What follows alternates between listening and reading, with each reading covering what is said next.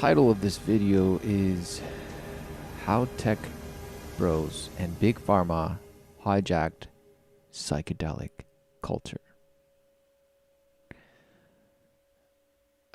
Is it psychedelic culture? Yeah. Okay.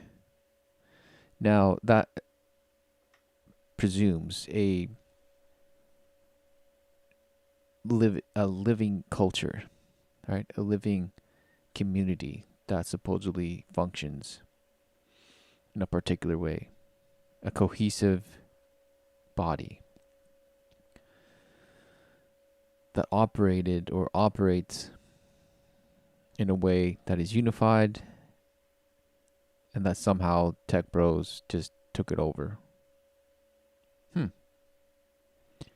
So we'll see how that's a problem to begin with, but essentially the whole idea that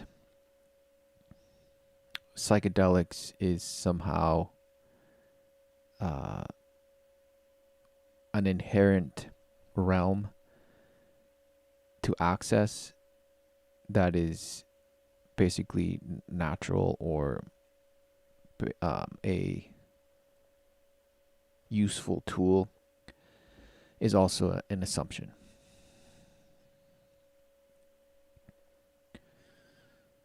Of course, there are many arguments to be said on both sides. Regardless, I'm not going to take a side, but rather edify upon the Word of God. Edify upon the truth. So, let's just take a look to see who these characters are, and then, of course, what they have to say. With Symposia is what editor of Politics and Ecology. I'm an academic, but got the bio right there, but I'll just allow you to introduce yourselves and talk a little bit about Symposia and the goals, and then we'll get into what is happening with the psychedelic movement in general, what has happened in the past decade, and also the corporate takeover that's currently taking place. But I wanted to start with the introductions, and I guess we could go around starting with Russell. Yeah, sure thing. Thanks for having us, John. I'm Russell with Symposia. Symposia kind of has a lot of different lanes, and one that I've been very involved with since about 2016 was our reporting beats and doing some journalism and editing through Symposia. One of the big projects that I kind of helped kickstart with the nonprofit was our corporate beat, so kind of covering the development of the corporate pharmaceutical space in the psychedelic industry. So without digging too deep right into who each of these individuals is, let's just take their word for it and, give them the benefit of the doubt, right? Let's just hear them out. Let's just see what they have to say, right? Now, the person here on the top left, this is someone who I've seen before, and I know him from the Free Your Mind network and all the characters involved with that. The Free Your Mind conferences, right, organized since, I can't remember when the first one was, but when I started listening to Mark Passio circa 2014-ish, 2015, that's when I kind of came across these characters. And the man here on the top left, he is a self-professed, user of psychedelics, promoter of psychedelics. He was in the rave scene. He claims to be one of the original guys, involved in the subculture that was rave culture until, it was taken over or this or the other. He co-authored a book. I forget what the title was, with this other individual, Derek Bros, having to do with pan-anarchy, with the idea of anarchy and world religions or world spiritism, the spiritual side of anarchy, basically all these like noble, grandiose ideas of oneness, unity, and evolution of supposed the spirit of humanity that would catapult us into the next phase of our galactic destiny, our place in the stars, our place in the universe. This, that, and the other. Okay. But of course, he would say, "Oh, there's so much more to me than just that." Okay, fair enough. This is just some of the things I know of this individual. And of course, he's a writer, so he used to write for, you name it, like who cares? But he used to have articles written for some publisher. Who cares? All right, so let's meet Symposia. See here, my official role with Symposia is editor of Politics and Ecology. I'm an academic by training, background as a plant evolutionary ecologist. I've got about 6 years experience teaching undergraduates about psychedelic drugs. Oh, so kind of like Terence McKenna's brother, right? A plant biologist. Plant evolutionary biologist. So I guess you have to just smoke gallons of weed and do pounds and pounds of psilocybin if you want to be in that field.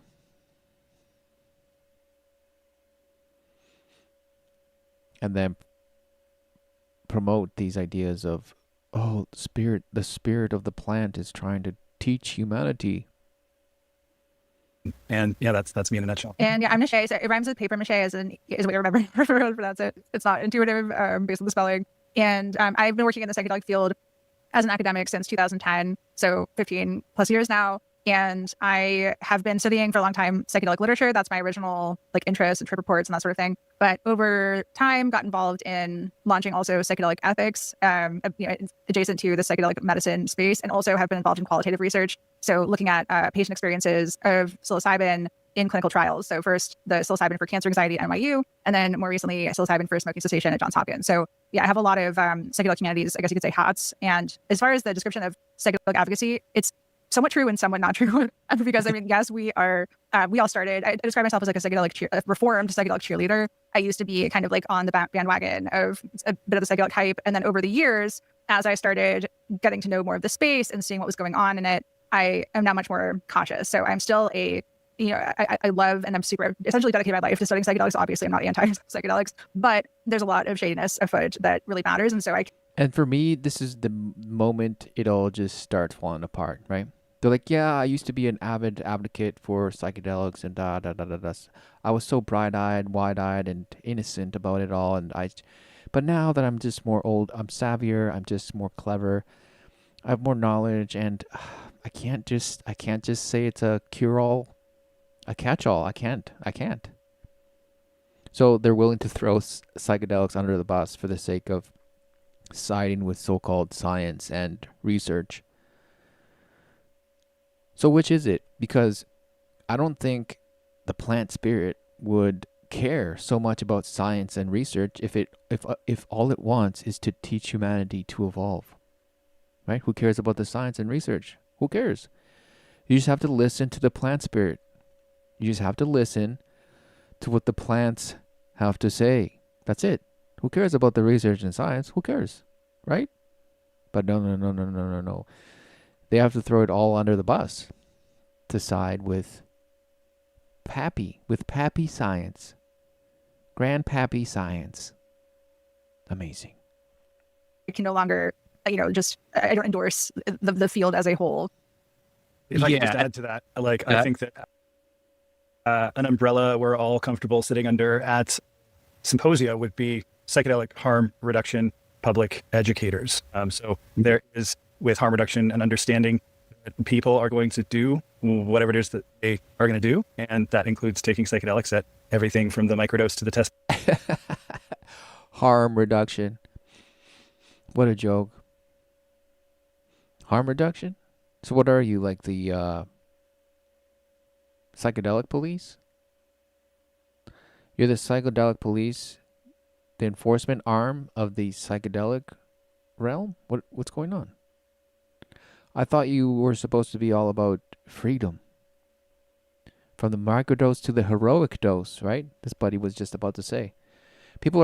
He says, people are free to do whatever they want. You know, from the microdose to the heroic dose that Terrence McKenna promoted.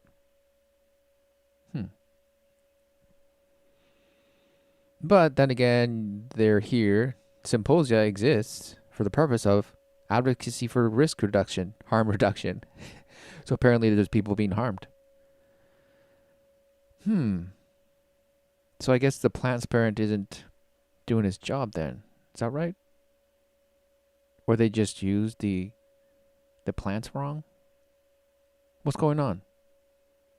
What's going on? This pilot range.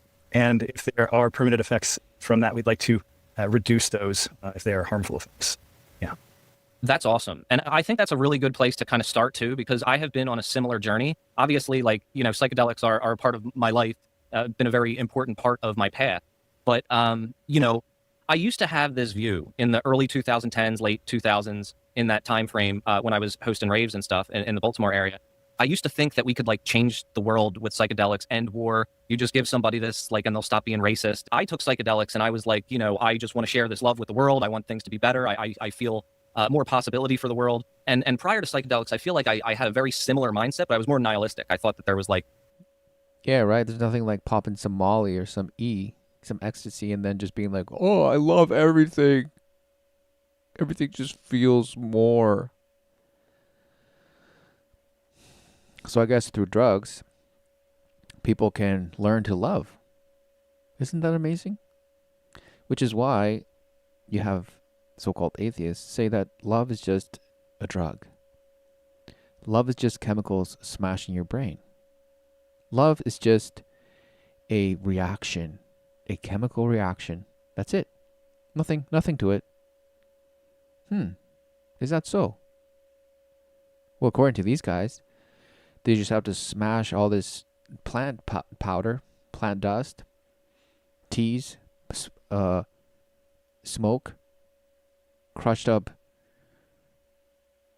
dehydrated mushroom mash, shove it down your gullet, and then just get poisoned and experience your body trying to just remove the toxins from you, and then be like, oh, it's so amazing. It's so amazing. It's the most amazing thing that I've ever experienced. My body dealing with the toxins and the poisons and radium of it because I had this fever. I had these visions. I was in a stupor. And I accessed the other realm. And I was told things. Now I'm coming back to tell humanity. no hope for the world.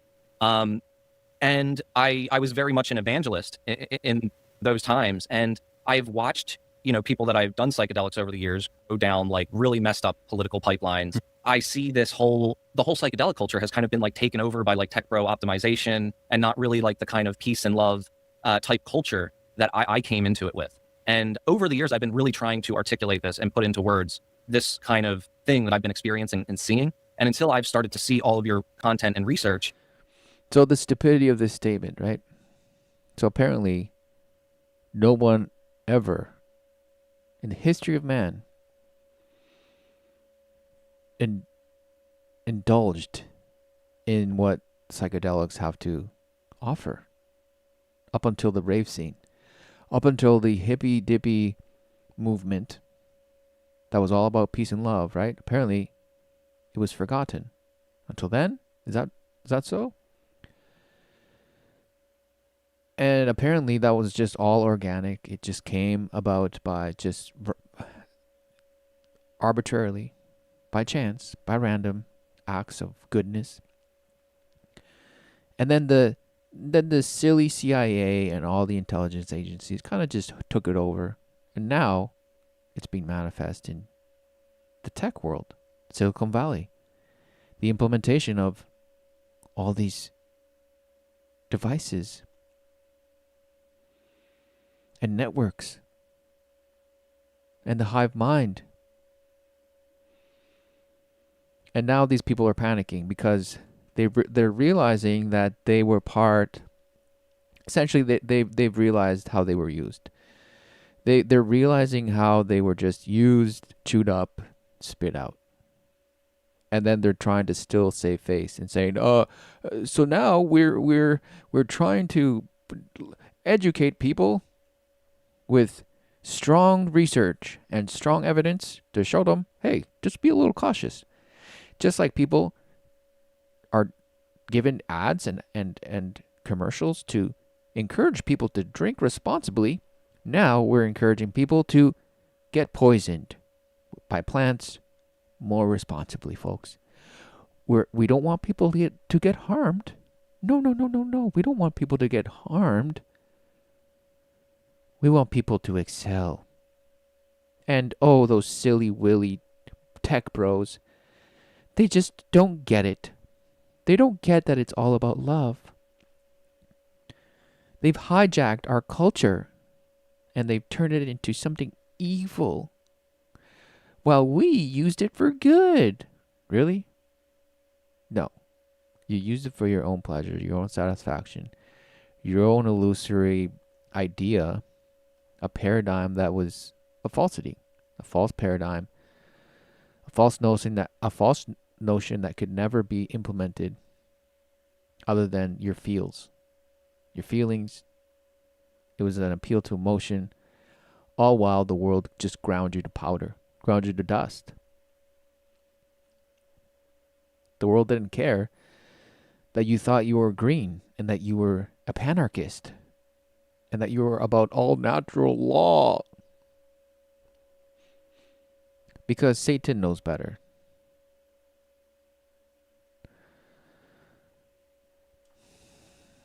You don't think Satan knows that people would love to be just poisoned relentlessly and have all these tripped out sessions of visions and accessing different parallels and realms? All to escape the reality of this one, the one that matters. The one that you realize there's a battle for your soul in. But no, you rather escape and do all these type out of body experiences and astral project and be under the stupor, under the influence of some poison that you call plant-based. As long as it's plant-based poison, hook me up. I did not hear this anywhere else. And honestly, I was pointed to your content and research because there was this big smear campaign against you from the Vice guy. And he was going on all these like problematic podcasters shows to talk about how you guys were trying to keep psychedelics illegal. They call that the Streisand effect. Yeah, I was going to say that too. So then I saw what you were actually putting out there, and I realized it was grossly mischaracterized, of course, and it felt weird too. So I think we should probably talk a little bit about that and just what that experience has been like, how that started, and also from what I understand, this was just from your harm reduction perspective. You were trying to make sure that studies that were done were safe and that there was some kind of potential cover-up going on there. Yeah, definitely. And I think we can speak a little bit to that whole saga of around the like Lycos MDMA application rejection, which was sort of what we got smeared for as and scapegoated as like the reason for the rejection of. Grounding a little bit more even in the Vice guy who turned you on to our content, that would be Hamilton Morris of Hamilton's Pharmacopoeia. I just think grounding in some context around him is important too, because he did go on this large scale smear campaign against us. And in pretty much all of those interviews, unless it was stated as a positive, it was ignored, that Hamilton left journalism around psychedelics in, I believe, 2019, 2020, to go work for one of the biggest corporate pharmaceutical companies in the space. Like, so the guy smearing us was a former employee of Compass Pathways, one of the biggest and most controversial pharmaceuticals companies in the psychedelic space. So that's the person who was going around on this major media campaign to blame us for this rejection. So if people haven't already caught on, that was the whole plan from the beginning. To make drugs freely accessible. First, they had to make a phony war against drugs.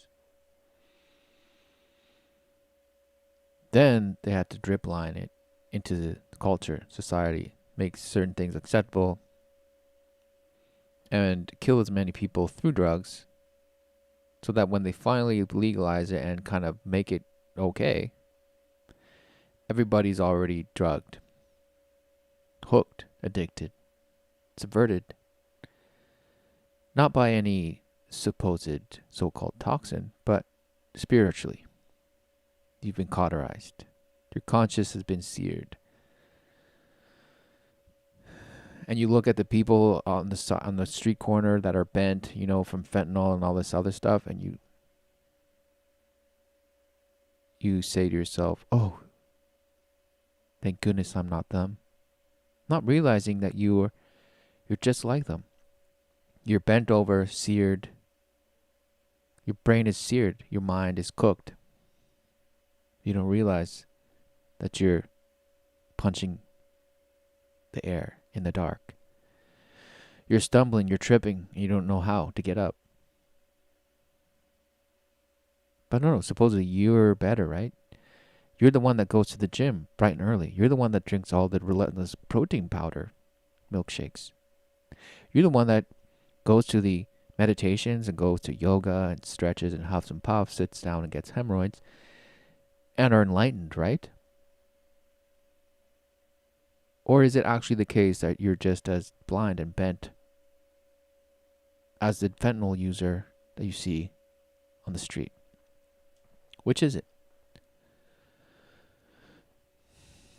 Well, these people are definitely speaking on behalf of the thing that will leave you bent,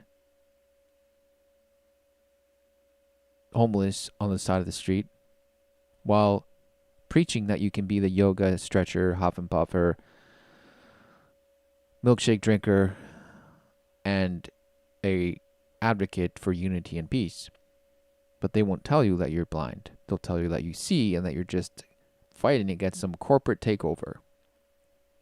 What a joke. So what people don't realize that this takeover is by design.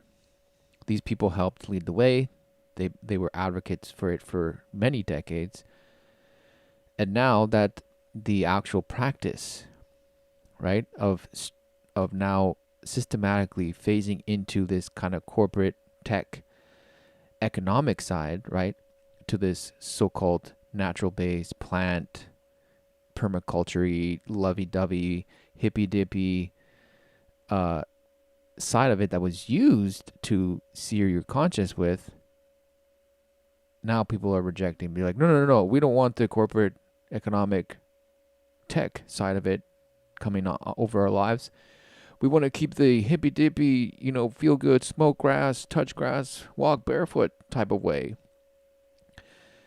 When you don't realize that it's the same spirit behind it. You don't think the shamans of old are the Silicon Valley tech bros that you are against today? They're the same bash. They're the conduit, right? They're the ones who are conveying the messages from the other realm and bringing practical uses to the community. They're encouraging people to engage with these kind of insights and living accordingly, living as a culture dictates. So our culture today dictates that you still listen to the shaman and practice what the shamans commune with the other realm. Follow the instructions according to the instructions they receive, and thus convey it to the rest of the culture, the community.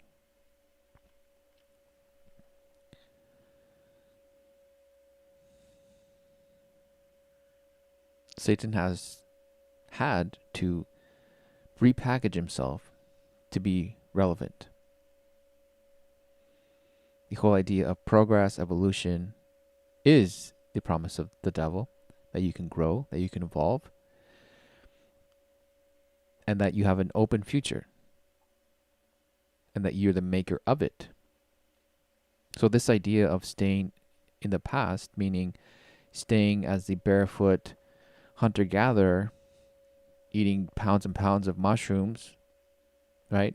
Akin to Avatar movies and the romanticizing of indigenous peoples and what this or other. That's the bait. because you think you're living that way, but the idea of evolution, now you're in trouble. You've accepted this idea of evolution and progress. So why would you ever stay in being this primitive idea of yourself when it's all about future? It's all about adapting. It's all about growing, expanding, evolving, progressing. So you must leave the old barefooted indigenous man and woman behind, because you're all about the tech now.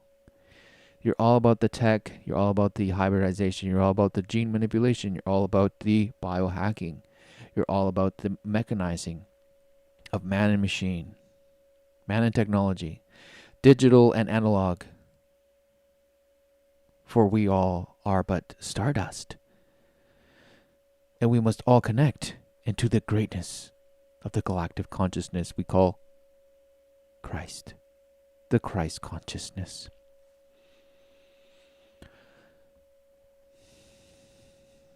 So people fell for it. People fell for it. And now that they realize the implementations of what it was all about, they're panicking.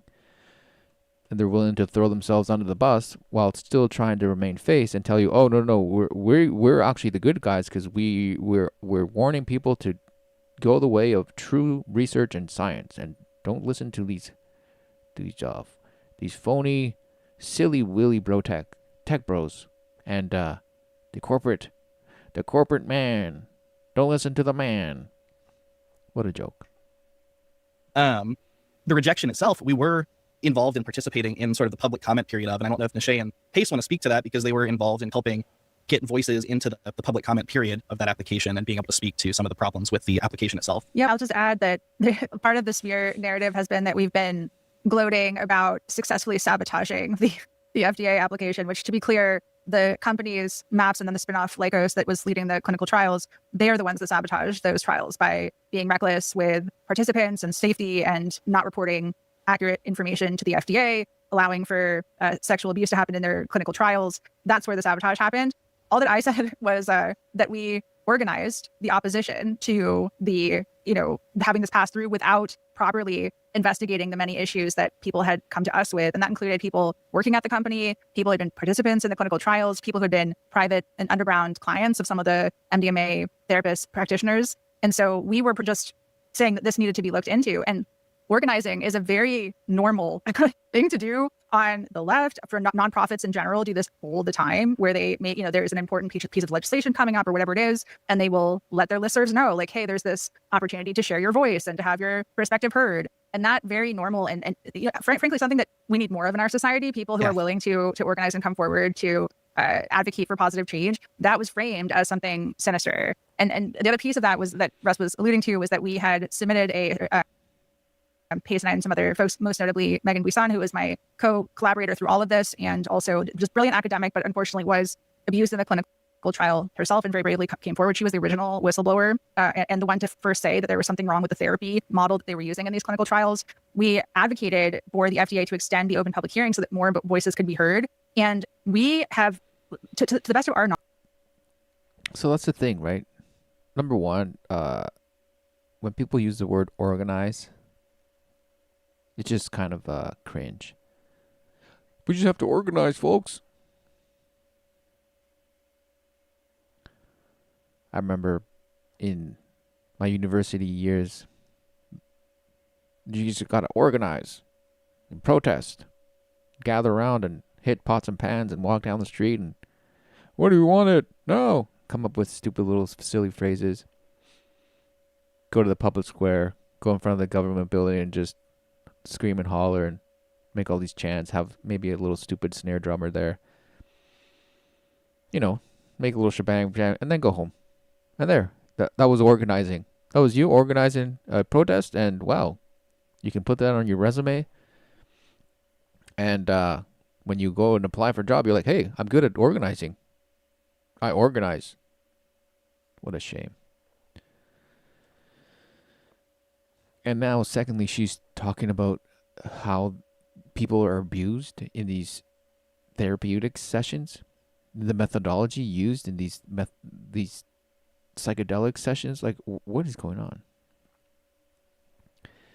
It's like you hear the same thing over and over again, whether it's in the psychedelic realm or in these other kind of spiritual cults, right? How what they have in common is this kind of sexual, perversion going on there. Polygyny, polygamy, whatever you want to call it.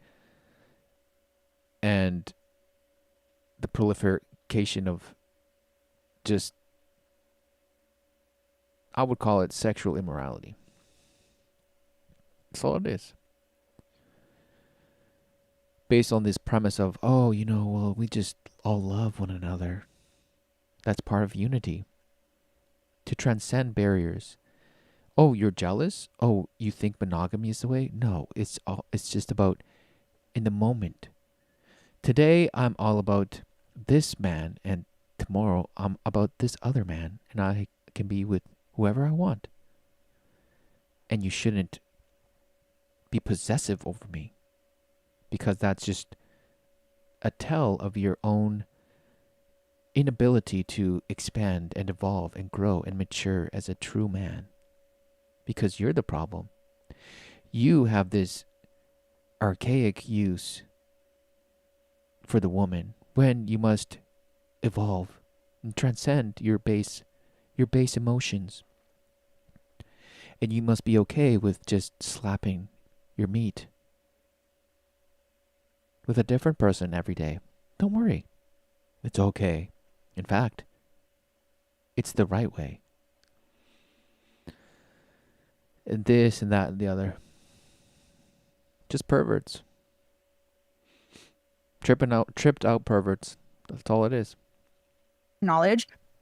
Everyone who applied to speak was accepted. And so while people are saying like, oh, how did they get so many people there, et cetera, it's like, no, we just allowed more voices to be present. And most of those voices were pro-MDMA. And many of those pro-MDMA voices, I actually, as I was listening to it, it was so surreal for me because it's like, I felt like that would have been me 10 years ago. Some of the things that I had heard people say during that hearing positively, I was like, I would have been saying those exact things before I learned more about what was going on. So I want to sort of pan the lens back and actually address. So these are the more mature. These are the most wise. They're not the doe-eyed, ignorant, innocent,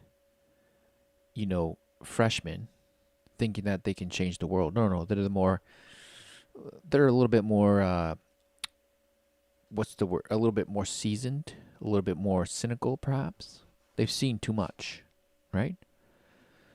So they're a little long in the tooth, a little wiser, more knowledgeable. Now, they still say they promote psilocybin, psychedelic, the use of psychedelics, but in a more practical sense, right? You can't be this gullible idiot.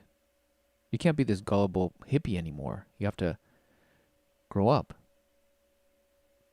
Join the academic side. Become the pirate. That's a little bit of where you set the scene, John, with the sort of view of psychedelics is overwhelmingly positive. The dance scene, the culture, the fancy patterns, and the art that is associated with it. People who've never taken psychedelics can reliably identify psychedelic art and psychedelic themes in culture. It's very influential. And, since about the 60s or so, there's been some kind of affiliation between psychedelics and radical politics. And, some of that may or may not have been an op or a smear.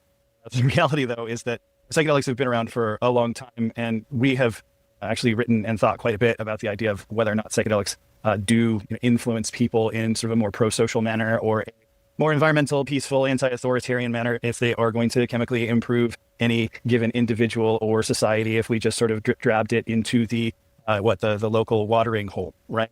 A lot of these ideas have been bandied about in grandiose terms, most of all by MAPS, actually, which, I wanted to pan back a little bit. MAPS is the Multidisciplinary Association for Psychedelic Study. They incorporated in 1986 as a nonprofit following the ban of MDMA, which then was somewhat new coming out of the 1970s speed boom, right? Following all of the psychedelics flooding the Haight-Ashbury, there was just underground laboratories churning out new molecules, that kind of thing.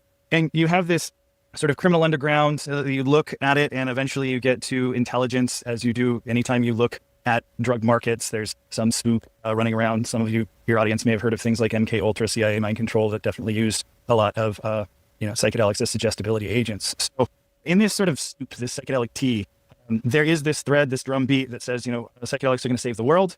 And we at Symposium vociferously and I would say comprehensively attempted to refute such claims by pointing to their use in psychopharmaceutical torture.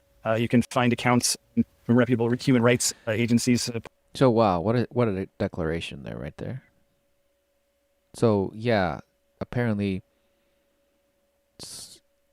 psychedelics can not save the world, but they're also used for torture, suggestibility. So I've said this before on other recordings, but of course I'll say it again. We take great pride in supposedly our knowledge surrounding all types of things that we call our understanding of the physical reality or the body or awareness. We call it anatomy, we call it biology, we call it chemistry, physics, even psychology.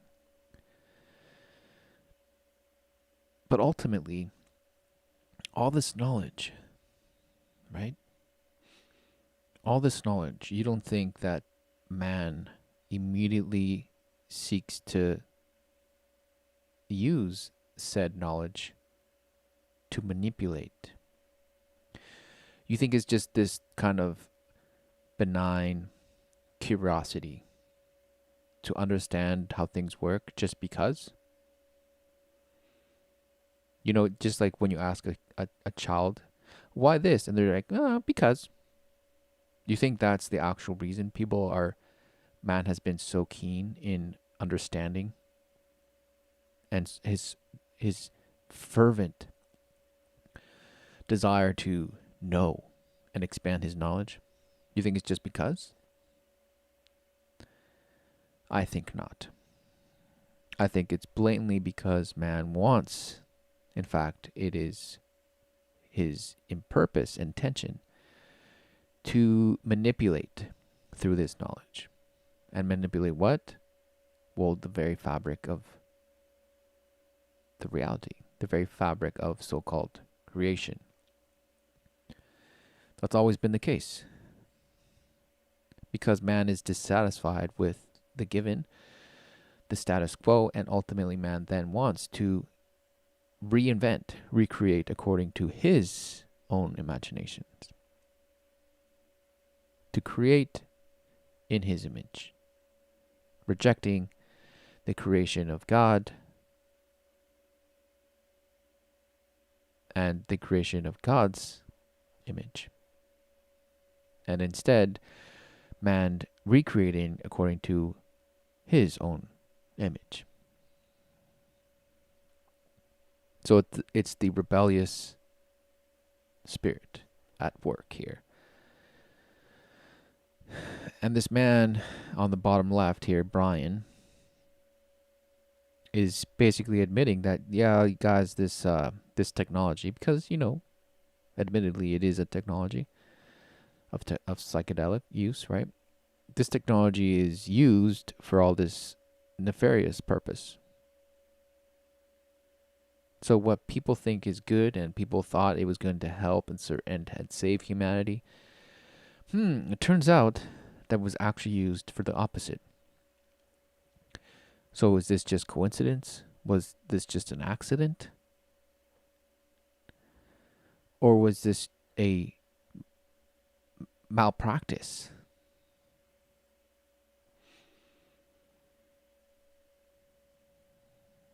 Or is it exactly what it is? It is.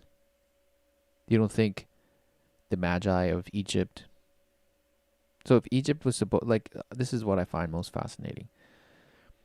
People today look back to the culture of Egypt, the civilization of Egypt, and they're mesmerized by the pyramids, they're mesmerized by the apparent knowledge and the abilities that the Egyptians honed, practiced, right? And by Egyptians, I mean, of course, the learned class, the priesthood, the pharaoh lineage, etc., etc. But through their amassed knowledge, right, is how they were able to sustain this civilization, apparently, right? So they look back to that as like this original ancient knowledge. The Egyptians were the keepers of this occult unity, right, of the knowledge of the ancients. And from the Word of God, the biblical lens, the record that God has given us of the accounts of the world, the creation, and of man, of course, throughout that, we have the account of Moses and how Moses and Aaron faced the magicians of Pharaoh.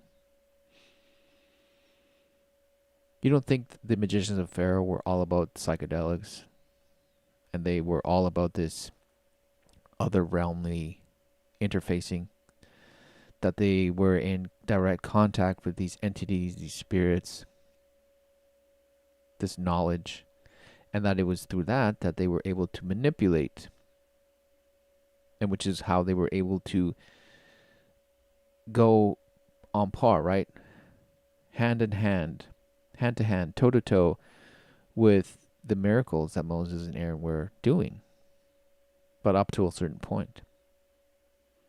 There comes a point when the manipulations of man become insufficient to the power of God.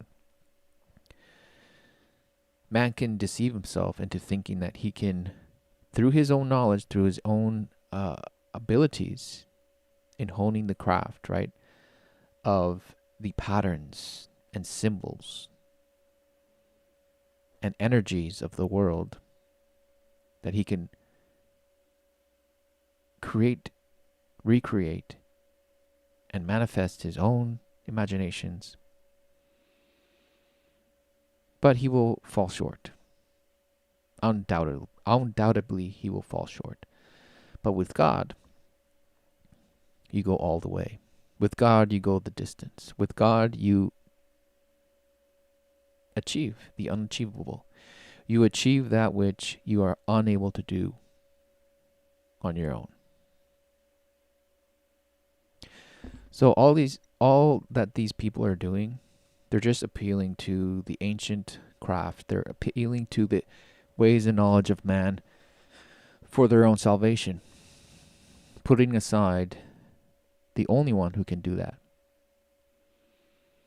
So they're appealing to man and his own devices,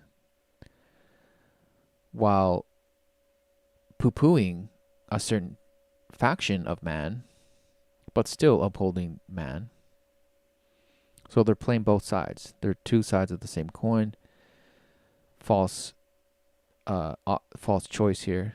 They're giving you the false sense of choice here, that either you're going to go with this side of psychedelic research that they promote, or you're going to go the side of the supposed tech bros, the ones who are the bad guys. But it's two sides of the same coin. Pointing to use of some kind of hallucinogen in Gaza by the IDF. There are elements of torture. If you look at Jose Padilla, Jose Padilla is the dirty bomber in 2006, if I'm remembering these off the top of my head. His lawyer said that he was dosed with something, LSD, PCP, during his interrogation, an extraordinary rendition. So there's always a shadowy side to psychedelics, and there's always the peace and love element, and there's also a lot more weirder and interesting and culty elements to these drugs. They don't pin down very easy. They're a kaleidoscope, a funhouse mirror, but they're not a solution for any given problem, in my opinion. It's about how you use it. I agree, and I'm not sure how. So he just said a truckload of words that meant nothing. So essentially admitting that psychedelics are just a slimy, slippery fish, and that they can't really solve anything. But he still promotes the use of it. Don't worry, folks. I'm not taking away your psychedelics and your fun and your raves and your tripping out sessions. Don't worry. I'm not taking that away from you. I'm just telling you that they don't necessarily solve anything. So they're willing to just throw the entirety of this bandwagon of hope under the bus. They just threw out the whole hope from the hippie side of things, the peace and love side of things, under the bus.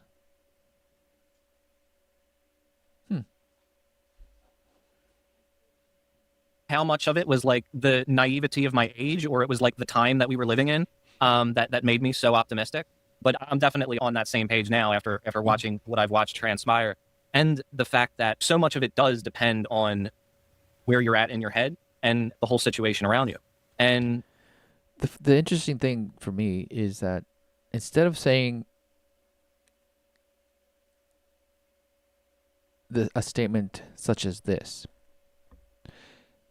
people, this is wrong. My whole idea of this was wrong. My ingestion of these substances and the time and money, energy spent promoting this was futile, was false, because I see what it has become. I see what it does to people. I see what it did to my own life. And I see what it potentially will do to the entirety of humanity if we keep on this trajectory. They're not saying that at all. They're saying, yeah, well, who knows? Maybe it was just my naivete.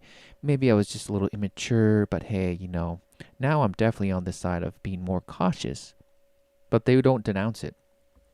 They don't flat out say, no, this is false. This was a trap. They're not saying that. So they're leading you to the slaughter still. Isn't that amazing? I think that these are states that people are in that are extremely vulnerable. I think that they should be handled with extreme care. But that's not to say that I'm like against people partying with them per se, but I also think that the potential for people to get hurt. So these are double-minded people. That's it. On one hand, they're saying, guys, this is dangerous. And then with the same breath, they're going to tell you, oh, but keep doing it. What a joke. Is very real, and that should be understood both in a party setting and also in a clinical setting as well.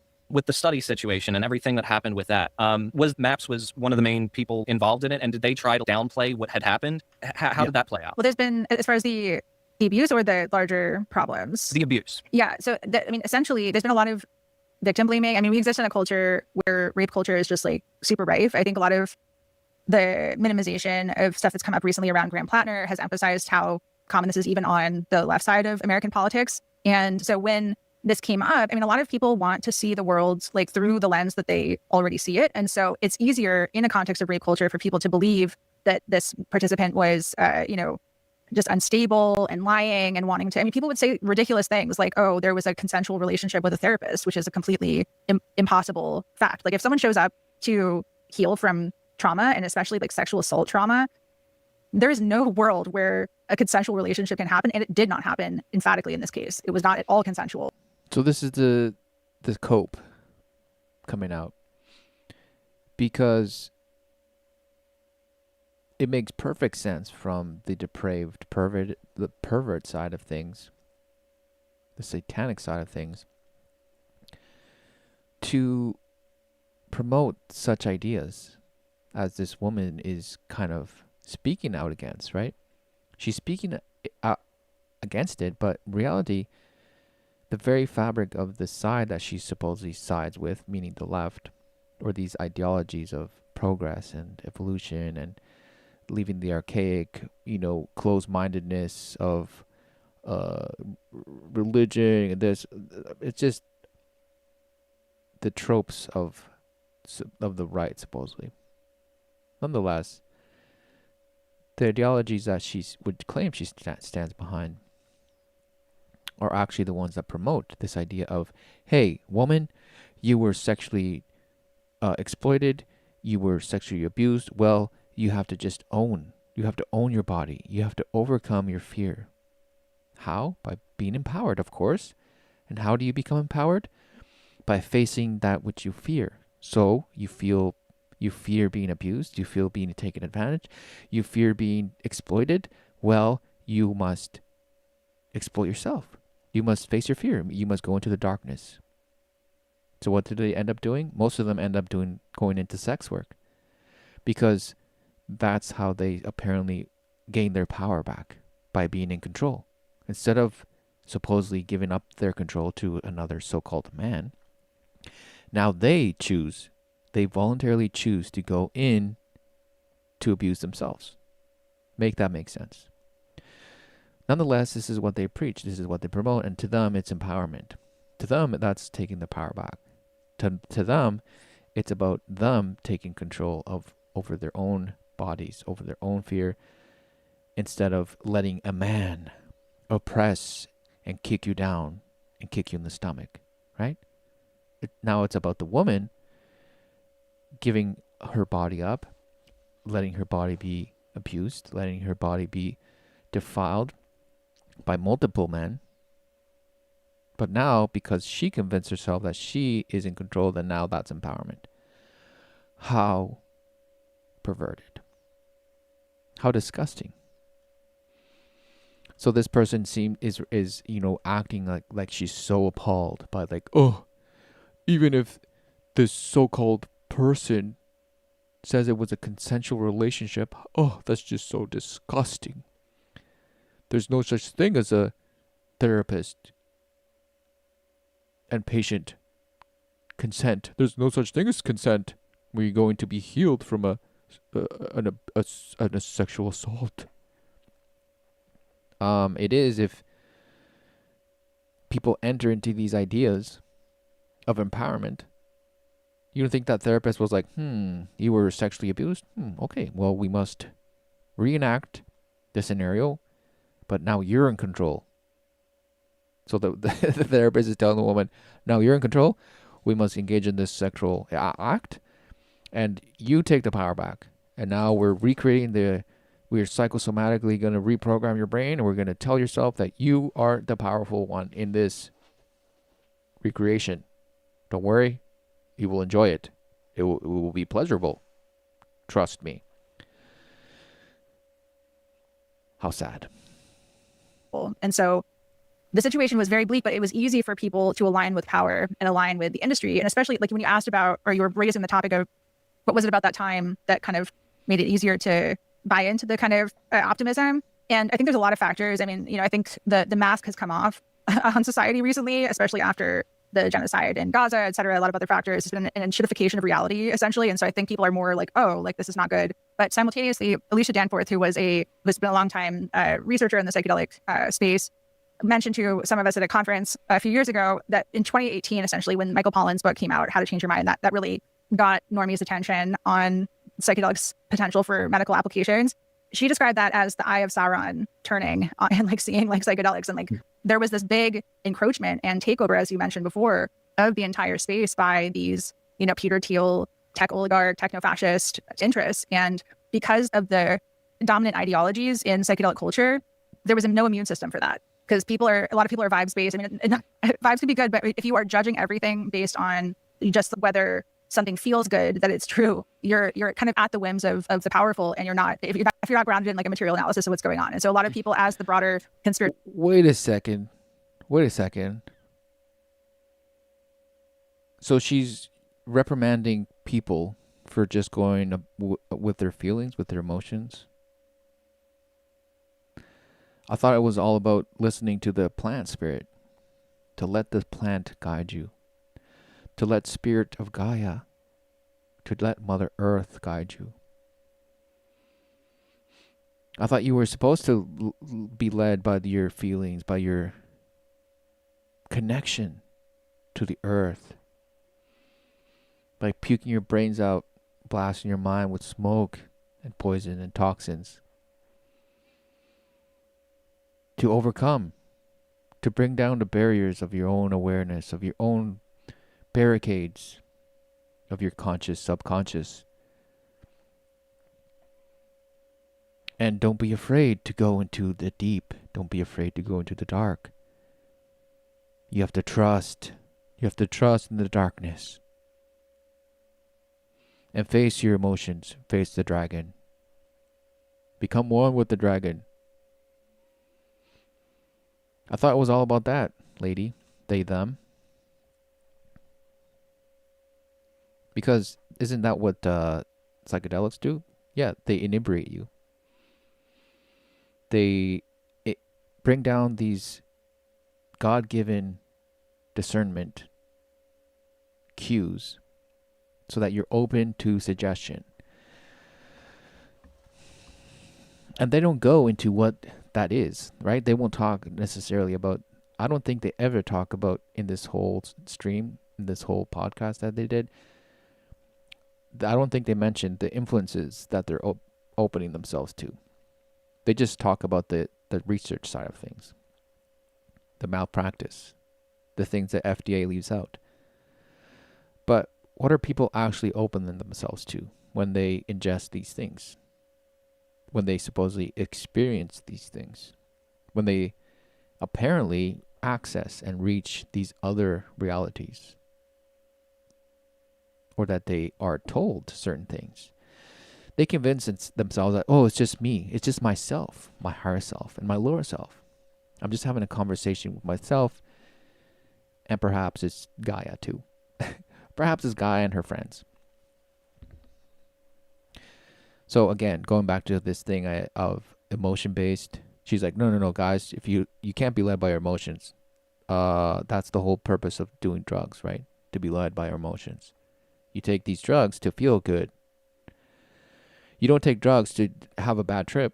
You don't take drugs to feel depressed and sad. No, you take them to boost and go out and have fun. That's the literal definition of why you use it, to escape. To alter your state of supposed reality to something that is so-called better, enhanced, thrilling, kaleidoscope, exciting, revealing.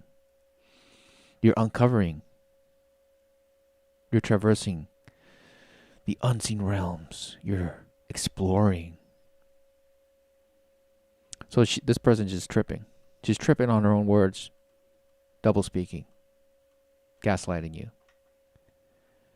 Spirituality discussion has been noting a lot of these more hippie type folks have been going down this right-wing rabbit hole pipeline. Well, so I really wanted to speak and stop a little bit on this like rape culture as being pervasive. I think in terms of the Epstein files coming out, I mean, it's there's no arguments anymore, as if there was to begin with, if people were paying attention to these sorts of things or listening to, well, women or anybody vulnerable in life. Sexual assault is in fact a reality, and it's a part of culture. When it comes to psychedelic culture, there has been a lot of positive experiences that a lot of the psychedelic movement rides its coattails on, and these experiences are usually had in party or close relations, friends, communities, nature, intentional kinds of things. But John, you mentioned your experience in the rave culture. I know a fair bit about, or spent a fair bit of time in the party scene as well. And the history of raves is inclusive of this sort of ethos of plur, of the peace, love, unity, and respect. And this was not like a law. There was no plur police. It was an expression of aspirational values. I guess it was, what was it, DJ Johnny Bones, Brooklyn speech is where this comes from. And it, in many ways, was an acknowledgement of the vulnerable, delicate, co-created space that raves represent. A rave is not a place with, the VIP lounge, at least not the ones I like to go to. It's not a place that has, sort of tiered access, or again, at least not the ones I like to go to. They can be quite horizontal. They can be, 80 people in a forest with a subwoofer. And in those communities are continuous with. Yeah, so notice that distinction that he made. He wants to distance himself from, not the other VIP ones. Not the exclusive ones. No. I'm just the type of guy that go in a forest with 20 speakers and just stomp the ground. Ingest pounds and pounds of psilocybin and just have a good old time. So it doesn't matter that he wants to make that distinction for himself, because ultimately what all these supposed raves have in common are the drugs. The enhancer, which they're speaking of. The whole podcast here is about them talking about psychedelics, not the distinctions between raves and rave cultures, but simply the application and the use of so-called psychedelics the altering of the mind. That's what we're talking about. So he wants to obfuscate and kind of side with this, again, this romanticized version of what rave culture is or was, and siding himself. He wants to put himself in that category. So painting himself as a good guy and the other guys as the bad guy. When in reality, what they're talking about is what they have in common, which is, you guessed it, the poisons. Which they have no problem in throwing under the bus. They're like, guys, psychedelics, sure, they're not going to solve anything. We're not naive anymore. Sure, we might have thought that at one point in our lives, but hey, we kind of grew out of it. Okay, so you're throwing it under the bus, but you're not denouncing it. So you're still promoting it. Therefore, you are agents of destruction. Real people that you might be accountable to. Something like Plur can work as something like a lodestar, as an aspirational goal that people remind each other of. I'm reminded of the Juggalo gathering. Was it the gathering of the Juggalos, where violence, which does happen, is shouted down with the chant of family, and it's not perfect, right? But it is culture, and it is cultural response to the states of vulnerability and confusion and real emotional processing and epiphany that naturally emerge from psychedelic states, especially with trance-inducing thrumming music and sensory overload, and ideally fun and pleasurable consensual encounters between. So notice everything that he just mentioned had to do with feelings. Because this other symposia, partner spoke against being led by emotions. But he's like, yeah, absolutely. The great experiences to do with psychedelics are all about emotion. Your feeling, your experience, the music, the dancing, the euphoria of it all. You start to see the confusion here. You start to see the contradiction. Yes, of course. People who are there on purpose. It's when these people took their experiences from that and said, wow, it'd be really great if we curated this to cure people's mental illness so that we could get the normies on board. And again, no relation to Symposia's normie. This is normie with a small n, as in the normal folk. And then I guess I just wanted to cap the discussion around the issues with the FDA trials with the fact that this abuse case occurred, and it's what a lot of people will focus on and use to write off the criticism about the trials as well, in a pretty fucked up way. Like, yes, this occurred, but this was a one-off thing with a one-off pair of therapists, blah, blah, blah. And that's problematic in itself, but it also, in the sort of smear campaign that's been leveled against us in the wake of the rejection, it has also been this kind of fixation point where people will focus on writing that sort of thing off without ever consulting the actual complete response letter that was released about why the trial actually failed, which included issues with the protocol and issues with reporting of adverse events. Like, we came to the FDA saying that we had been hearing reports that the company itself was not reporting specific adverse events that they had agreed to report and things like that. And that was something that was verified and found at different clinical trial sites by the FDA itself, as well as numerous other reasons for the actual rejection. But the community at large, the industry at large, generally rather focuses on scapegoating us as some kind of leftist sabotage group that came through and made the application fail, but it failed on all of its merits. And that's public information that anybody can see, and most people just choose to ignore. Yeah, and maybe can I jump onto that real quick? Because something else to mention is, like, it wasn't just this one case. There were a lot of other problems, and some of them were very bad. And just like, they're not public because there were people who were involved who were not wanting their full stories to be out, in part because of seeing how Megan had been completely smeared and victim blamed, etc. Like, who would want to put themselves through that if they could avoid it, especially if they've been through stuff with, been through BS. Who would want to? Those who supposedly care about the truth. That's who.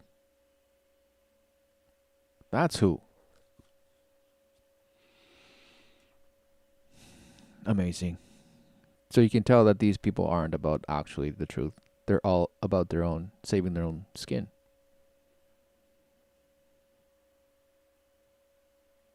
Because if people actually experience all this trauma and abuse and, sexual assault and everything else that they're talking about here, that it wasn't just one person, it would be most effective that instead of staying silent about it, because you know that other people are going through the same thing, that you would want to speak up, right? And you're like, no, it's all about the shaming the women. There's no support for the women. Oh.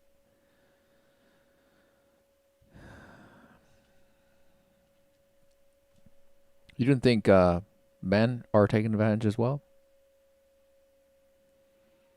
Both men and women are duped into this psychosis, into this false promise, false hope. Being bent like the fentanyl user, being bent over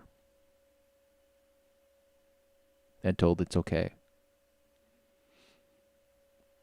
Before. So like we saw with the Plattner situation I mentioned previously, where it's like the initial New York Times reporting, in that information vacuum, it was very easy for people to believe that this was just a smear campaign and that there was nothing else there, and they were over sensationalizing things. And then a later story came out from Politico that said, actually, there was this really bad thing that happened. That's what occurred here, where it's like, we know so much more than the public knows. And that informed how confidently we came forward to say, there's something here that is not right and really needs to be looked into before this is ready for any kind of prime time.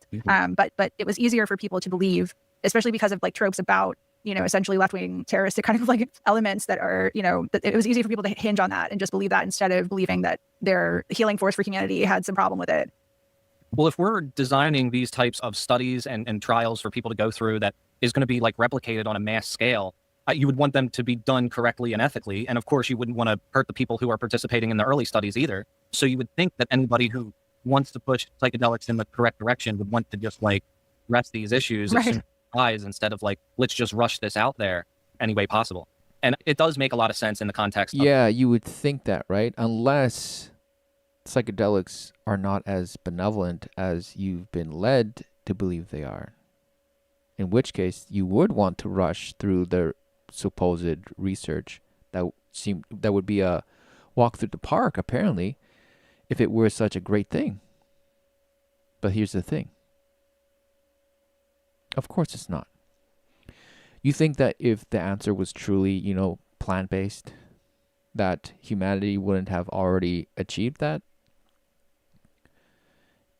throughout the entire history of humanity? If it truly was this evolutionary theory, this evolutionary schematic that creation follows, if it truly was all about progress and evolution, man would have certainly already become one with the plant, one with the spirit of the Gaia. And it would be a true glitch in the paradigm if man were easily to just revert back to some sort of primitive version of himself.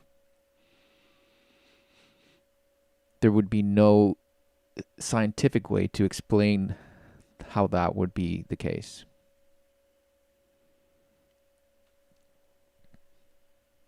And you're like, oh, well, yeah, it was wiped out. The Ice Age, man. Didn't you know? Man had to restart from zero. Even if that were the case, let's just take modernity. Let's just take the Industrial Revolution as an example. If man hit the acceleration button, hit the steroid button to enhance himself at a astronomical pace, you would think that man would have already reached the apex of evolution by now. If technology has surpassed humanity's abilities, you would think, logically speaking, that his own consciousness would have been on par with that. Because how would you have ever imagined the technology to put in practice, to develop, to produce, if your inner man hadn't been able to imagine it to begin with? So you would have had to have this inner evolution happen before you're able to produce the physical product of that imagination. Because how can you put forward something that you aren't already within? You can't put the horse before, or the cart before the horse, or bash, how that saying goes. So which is it? You would think that man would go the right way of doing things and, doing the things properly and doing the studies and, hey, psychedelics should prove themselves. They don't need manipulation. They don't need to be fast-tracked if they actually work. If they're actually the solution, then they should speak for themselves. Let the spirit of the plant speak. Let it speak loud and clear. Of how easy things are swept under the rug. What happened here in the local music scene a couple years ago and in the rave scene in general with Bass Nectar and stuff. And then around the same time with Bass Nectar was the guy who runs the big dub festival around here. And he's still running stuff from behind the scenes. Bass Nectar is trying to make a comeback every other year. And it's like, you're probably still making tons of money. And for the people who rush to defense sometimes, to not try to be too charitable, but I do think that there is a tendency when we are in a counterculture like sub-community that is constantly under attack from the authorities and from the mainstream media and stuff to kind of try to want to deal with everything like within our community or whatever. But then things just end up being covered up and just swept under the rug. Yeah. And any thoughts there? I've got thoughts. So when we're dealing with criminalized drugs, and MAPS certainly does, there are multiple things that get conflated, right? So there is this movement for some kind of a public health miracle in the mental health scene that psychedelics are representing. But if you really scratch the surface of the ways that MAPS, or just go to a conference where MAPS talks about this, it's very clear quite immediately that if it wasn't PTSD, if it was depression, if it was a church that could get psychedelics, through some legal process, they'd be doing that. So, the MDMA, PTSD, FDA approval is a means to an end, and quite explicitly, this is a movement. And whether you agree with the idea, as I do, is that all drugs that are currently Schedule 1 should not be criminalized. We should deal with all of them, including methamphetamine and fentanyl and whatever drug you hate and don't think people should take as a public health issue, with compassion and dedicated resources, to those people. This idea that psychedelics are exceptional, that they are special, that they are going to heal the world or spiritualize humanity, that is reason number one for MAPS in particular to push forward these clinical trials. And the dealing with things in-house, if you have something that is happening where illegal things are also occurring, it's very difficult to address those things. This is a problem, with sex workers who are facing violence every day. And if they report what has, been done to them, they still must deal with the fact that it was a John who was doing it, and they're not equally protected under the law. This is also the case in criminalized populations such as drug users. But somebody like Bass Nectar, he's a producer. There's real power involved. Some of these people that are accused of many things in psychedelic communities and others, you don't want to take them down because they're also your supplier. And that's never going to come up in the public discussion because there is this other subterranean layer with criminalized communities. And so that's a factor with these clinical trials because, as has been reported elsewhere, including our Psychedelic Syndicate report, there are multiple reports of outside of clinical trial use, shall we say, of not only MDMA, but psilocybin and therapy by the people who are pushing this through the FDA. All of this is criminalized behavior, and agree with it or don't agree with it. It engenders secrecy and duplicity. And you have people who are skilled liars with a political and spiritual agenda, trying to set policy for some of the most traumatized, definitionally, people in the country as a means to an end. And that is a... So notice that he just said a lot, but right there, when he said that there's like this spiritual agenda, of course there is. All this has to do with the spiritual agenda. It is a spiritual battle. Drugs, in this case, psychedelics, are just but a tool of the devil. He called it the criminal, the crime world, right? It's so embedded in the crime world, whether it is by supply chain or by some sort of interconnectedness with the crime world, that certain things are just not talked about, or that they're hushed, or they're swept under the rug. But ultimately, it is the proof that it's not as what it's promoted to be. And notice, everything that supposedly psychedelics are attributed to being a conduit for is for the healing. Now, think very carefully of what God promises. God promises healing through His Spirit. not through the spirit of Gaia, the spirit of ayahuasca, the spirit of Mother Earth, the spirit of peyote, the spirit of MDMA, the spirit of psilocybin, the spirit of the mushroom.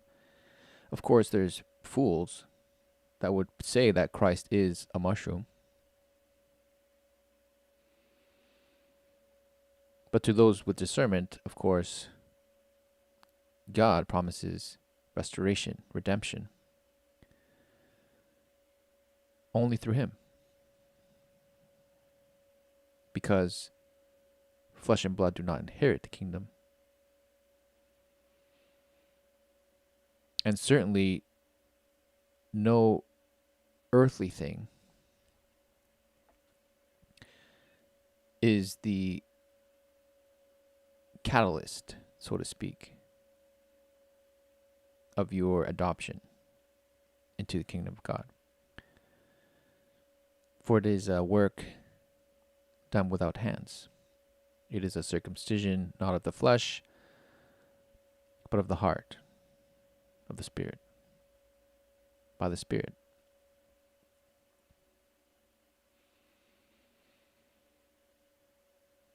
So while these people are advocating for a rewiring of your brain, God promises you a restoration of your mind,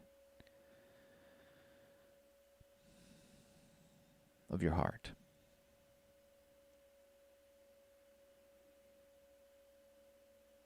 And there's no warning label on that, as these people would have you now believe that you should read the warning label on psychedelics and to ingest responsibly. There's no such thing with God.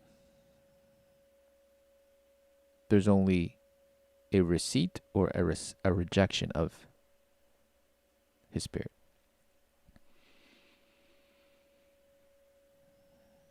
And rejection means that, of course, then you will be accepting the world's version. But if you accept, then it's you that reject the world's promises. So which shall it be? A really dangerous concoction. Yeah, very well said. Another issue we've run into, like kind of to the point of like, you would think the people pushing this through would want to get it right the first time. One kind of consistent thing we run into in our criticisms is that some of what we deem an issue rolling out to the public is exactly what they think is actually good.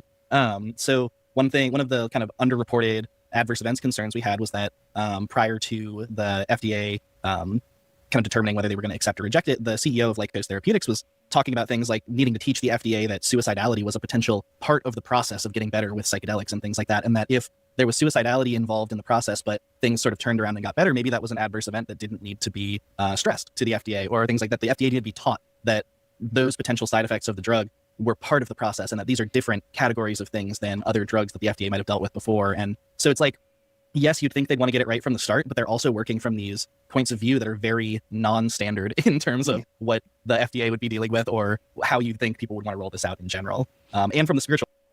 So this guy thinks that was a W, but it's actually a huge indictment on the whole advocacy of psychedelics, because there's no learning curve to well, with psychedelics you become suicidal first. You have to embrace suicidality because first you must want to just kill yourself, but then you overcome. And you need to teach the FDA that. So all these cases that are reporting suicidality in the patients, no, that's normal. That's before they become empowered. It's like, what in the world? This is what happens when you appeal to the knowledge and wisdom of man. Because they can't surrender completely to the spirit of ayahuasca, the spirit of peyote, the spirit of psilocybin. Because to do so would be to reject any accountability. Because they would just have to admit and say, yeah, sure, there's torment. There's torment in the spirit of psilocybin, but you must overcome. The spirit of psilocybin is teaching you. You have to do kung fu with it. You have to become one. You have to beat. You have to beat the main boss. You have to beat the boss of psilocybin to advance to the next. And now, after that, you have to beat the spirit of ayahuasca. And after that, you have to beat the spirit of mescaline. Or the spirit of the poison of the frog. And then it just becomes this chasing the dragon relentlessly. Trying to overcome all these poisons. Ever learning, but never coming to the knowledge of the truth. That is the tragic. That is the complete disaster that awaits those who endeavor down the path of self-discovery. Spiritualized aspect that Pace is talking about. They have very spiritualized goals in a lot of senses as well. And could sorry. No, just to speak to the, there it there's is. been a lot They disclose the spiritual agenda behind it openly now. of confusion in the field about this, like, because the FDA cited the fact of, like, they didn't report positive adverse events, and they were asked to. And this has been spun out by a lot of the defenders of the pharmaceutical company to mean that the FDA is afraid of pleasure and, like, don't want people to have, like, positive experiences. And that's a complete misunderstanding of, like, the full significance of that. They were systematically, the MAPS, they're the at the time MAPS PBC, then turned into Lycos, they, who were overseeing the clinical trials, they were systematically training their investigators to determine, is this what would be a negative adverse event, like suicidality, something like that? Is this really bothering you, or is this something that you can deal with? And so people who viewed even negative adverse events as positive parts of the process, none of that was getting reported.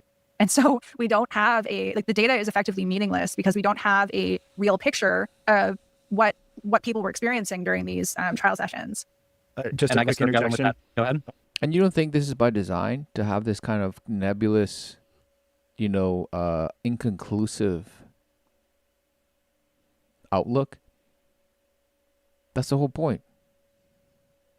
And all the while, you're just going to streamline this agenda, bypassing the whole necessity of a clear, transparent clinical trials and science and research behind it, right? Because you provide this kind of cloudy, foggy, kind of nefarious, shifty, players involved and what they're doing. But then all in parallel to what all that shadiness is happening, you have the actual implementations of these policies made by the nebulous conclusions. And sure, you can have people infighting about what it means and this and the ethics of it all. But of course, they don't really care. It's just like, how when certain corporate position job openings are made available, they have to, by law, post it. It doesn't mean that they don't already have a candidate already. But legally, they have to post it publicly. But they already have somebody to fill the position, right? So in the same way, these people are supposedly exposing something, right, that's happening. But who cares? Because it already happened. And number two, they're already in the next step, in the next phase. They're already implementing according to the agenda. So it doesn't matter what you think they're saying, because it's already been taken to the next phase of it all. You can fight over the job posting and apply to it and send letters and send your resume, but the job's already been filled. The agenda has already been taken to the next phase. So you're just left in the dust. You've been left with false hope. You've been left holding something that you think you can change. On the when it's already that the FDA hates pleasure, it already left your grasp, and it never was in your grasp to begin with. So you're just left with the false promise. It's doing pretty well. True. John, please go on. Well, I was reminded of kind of that conversation as well in one of the episodes that you did on your channel recently about this Ibogaine guy and the religious situation involved in that. I'm curious, like, how that ties into the studies, because I know one of the things, speaking of the whole pleasure thing, is they really like the Ibogaine because you're not getting high on it. You're just kind of like torturing yourself on it. And the thing that I was going to say was, I guess in that study, they're going with the old trope that there's no such thing as a bad trip, or that whole line of thinking, which I used to think that until, I had a drug dealer try to scramble my brain because I wouldn't let him sell stuff in my parties anymore because I was going to be writing a book about the government and I wanted to get out of the game. So after that experience, now I'm very, very like selective about who I trip around and stuff. And I definitely believe that there are some that can leave like lasting negative impacts on you. Yeah. The Ibogaine point in specific, that's Brian Hubbard. He's the director, founder of Americans for Ibogaine, I think is who we're talking about there. He's been kind of the face of this, what's become almost like a right-wing Christian nationalist movement to embrace psychedelics and Ibogaine in specific. And it's largely been characterized as a drug that people within like Christian nationalist, Christian communities can glom onto in a way that they couldn't to ecstasy, LSD, things like that might just give you like an upswell of an incredible ecstasy or whatever. Instead, it's this like trial through the valleys of hell or whatever to get to the other side is sort of how they can frame it to these communities. And that's why Ibogaine we're seeing kind of being picked up in these right-wing spaces very much so. Isn't that interesting? Isn't that interesting? So they have to now bring into the fold the proverbial right wing. They were criticizing the left wing, and now they are going to go out to the right wing. They have to. Two wings of the same bird. Seen it. Okay, so if you're wondering, like, are we stepping out by making these claims about a Western African shrub? It's a atypical psychedelic. It's not like a 5-HT2A agonist like mushrooms or LSD. It lasts, a very long time, maybe 24 hours or so, even longer if you're talking about all of the effects from a flood dose. This is going to be the next evangelical movement. Well, we already have a rapidly growing, mostly Christian syncretist, global ayahuasca phenomenon. Churches that are associated with the worship of Jesus Christ as a personal savior have been growing in Brazil since 1981 in terms of official government recognition. These are some of the only churches that have official U.S. government recognition, where the DEA is granted. União do Vegetal or Santo Daime, both Brazilian ayahuasca churches with a Christian bent. There is no barrier between the use of psychedelics and Christian worship. However, there really does seem to be something about. Isn't that astonishing? Now it all begins to fall into place. So in times past, when I've mentioned the idea of ecumenism and bringing into the fold all sects, branches of so-called Christianity, it by and large includes what this man is saying right now. Because the same thing that is going on within Christianity, spearheaded by the Vatican, to bring all Christian denominations under the same umbrella, and ultimately all religions, is because the same spirit is behind this rebellious entity. The same one that supposedly is espoused by these ayahuasca churches in Brazil. You don't think that what these ayahuasca churches in Brazil teach and preach is the same thing that you would probably hear in a retreat, whether it be in Peru, Ecuador, Costa Rica, Mexico, wherever it is that you go into the jungle and think that, oh, I'm going to an authentic ritual. guided by true shamans. It's the same thing. And the same promise of unity. But what they don't tell you is what is actually behind that. What is behind that is this false notion, the Antichrist, in place of. So in one side, they promote unity, harmonization, human effort, right? Progress, being the change, working in love.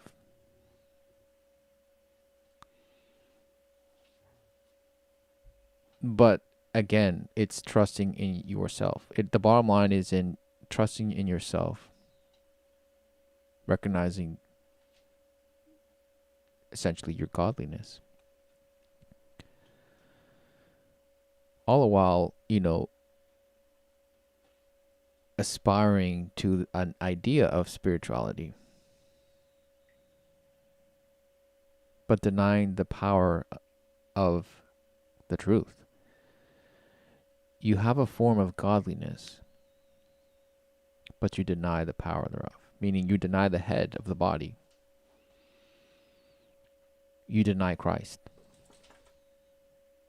You deny his spirit and what he has accomplished, and the transformation that is in him, that is offered to you, which is not achieved by any psychedelic, which is not a secret knowledge granted to you by some sort of ritual initiation into some sect or practice of ancient knowledge and the traditions of the indigenous or the keepers of the old ways and this and that. No.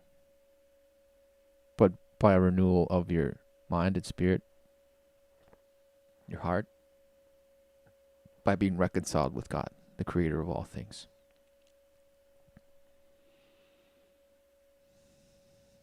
And abiding in him.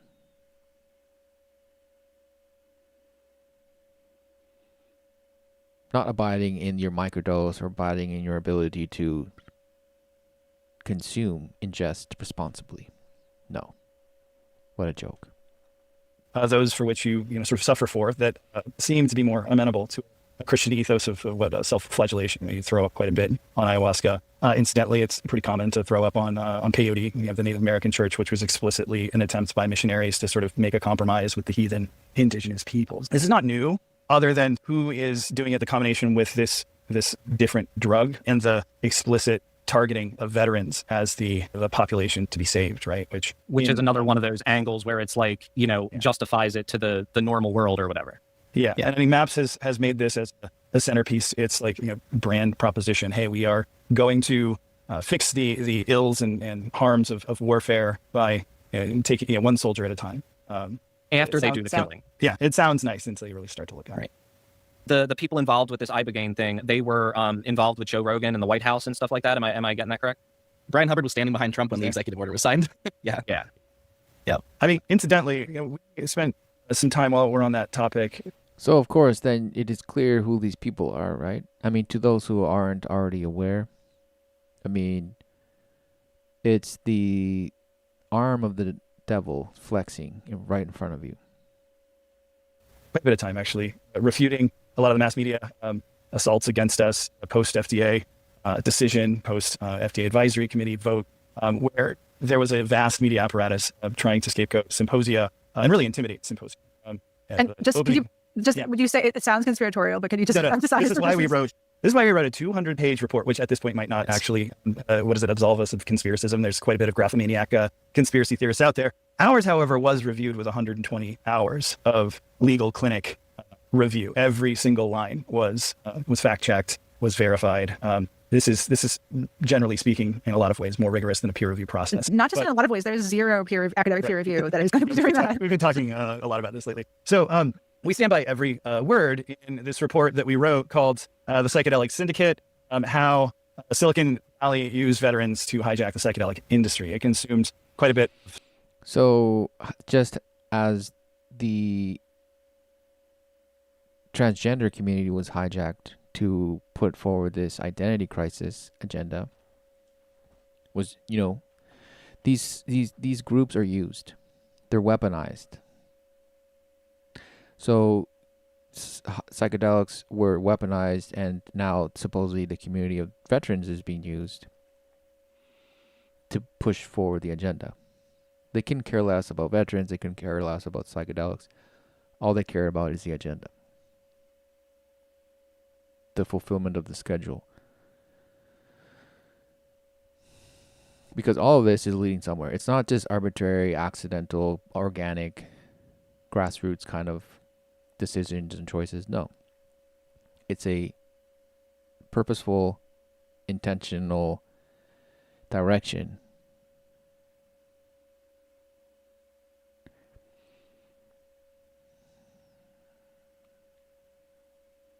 The way of what? The way of rebellion. The way that puts you in complete opposition to the maker of all things. So you think you're being led to the truth, but you're being put directly in the path of being contrary to the truth. You become that which you initially say you hated. If you began thinking that you were, you know, a activist or a sider of those who are defenseless and this and that you want to fight for the victim and this and that, you end up becoming the thing you hated, because you end up going the path of the rebellious bash. You end up going down the path of Antichrist, believing his promises, and you end up becoming Antichrist, meaning against, in place of the truth, in place of Christ, in place of the only one in whom is life, in whom is justice, in whom is righteousness. And that is the whole agenda. To lead you down a path that you think is light, but in the end is death, darkness, destruction. Symposia's time and resources as we somewhat went into stealth mode, apart from a few statements here and there, you know, like when the New York Times writes an entire insane hit piece, you do have to poke your head up and respond. So in this report, you have multiple billionaires. Brian Hubbard, the aforementioned Brian Hubbard of Ibogaine, Americans for Ibogaine, was in the report 2 years before he's in the White House. And also in the White House at that very moment with Joe Rogan was Steve and Genevieve Jurvetson, sort of Elon Musk, Tesla, SpaceX orbit. Jurvetson's a SpaceX board member. And let's see. Interesting. Again, take note of who all these people are. The Genevieve Jurvetson, a board member of Psychedelic Science Funders Collaborative, PSFC. Mm-hmm. So they were there because they made it happen. And we were talking about 2 years before it happened. Wow. And some of those same people, the PSFC, the Jurvetsons, they were involved, just to kind of some more context to what Pace was saying there, very much involved in funding some of the same veterans groups that came out kind of swinging against us in terms of like scapegoating us. They were also involved and in some cases directly funding the clinical trials that we were criticizing. So that's, if you want to learn a lot more about that, like Pace said, the Psychedelic Syndicate, we go into extreme detail. We've got all the receipts there about how like the clinical trial funders were largely backing these AstroTurf groups to kind of come out and create a narrative about why this was rejected that was completely counter what actually happened and what was reported by the agencies that rejected the application itself. And to not take you too far into the conspiratorial land, but with this like spiritual thing, is there some kind of like mind control goal that they have, or suggestibility, if you want to put it less spooky? I think like it's like mind control is not exactly how I would put it, but I think I'll turn it over to Nishay here in just a sec. But I wanted to call out that Nishay and I just finished recording a series that, depending on when this comes out, might be out already on the potential for psychedelic conversion therapy, and the fact that the suggestibility elements of what psychedelics can do are kind of built into the treatment process in a lot of ways, and framed as a good thing, and framed as a way that people can change their thoughts and behaviors and things. And in some scenarios, that can be framed good, but depending on the guardrails around what these can be used for, it can be a really negative and dangerous thing, as we're already seeing. Oh, so the Star Wars effect. So the Force can be used for good or evil. I've always rejected that notion, but I keep coming across it every single time when it comes to these worldly solutions. Even at the level of, going inwardly, right? Supposedly the techniques or the methodologies of going inwardly can also be used for good and evil. How sad.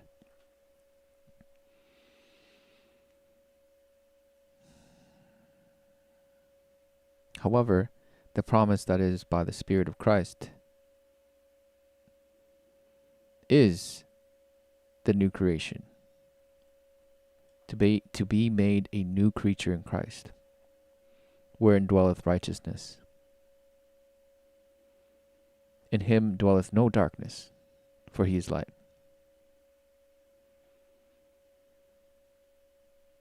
So why would man ever choose to go the way that it's like tossing a coin? You never know if it's going to be harmful or good for you.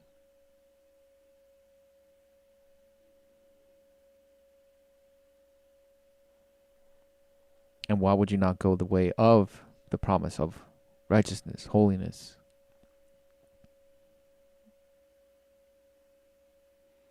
Faithfulness, life? Well, the reason is because you rather go down the 50-50 route because at least you're in charge. Because at least I did it my way. If that's not pride, I don't know what is. Seeing there's kind of these efforts brewing to break down the walls on the allowance of conversion therapy in the United States by some of the same people and groups that are pro-psychedelic. And so when you talk about the suggestibility element of psychedelics, it can be framed in a really neutral way as something that could be good in a therapeutic setting, but then you apply it to any of these kind of dystopian or disturbing applications, and you can see where it could totally go wrong. And Nishay, I don't know if you want to speak more to that. You've kind of done the deep digging on some of the suggestibility stuff. Yeah, well, specifically, we could seriously spend hours talking about this. There's so many dimensions to it, but just to connect to some of the topics we've already discussed. So we mentioned Steve Jurvetson, who is in Elon Musk's orbit and also in the executive order signing room.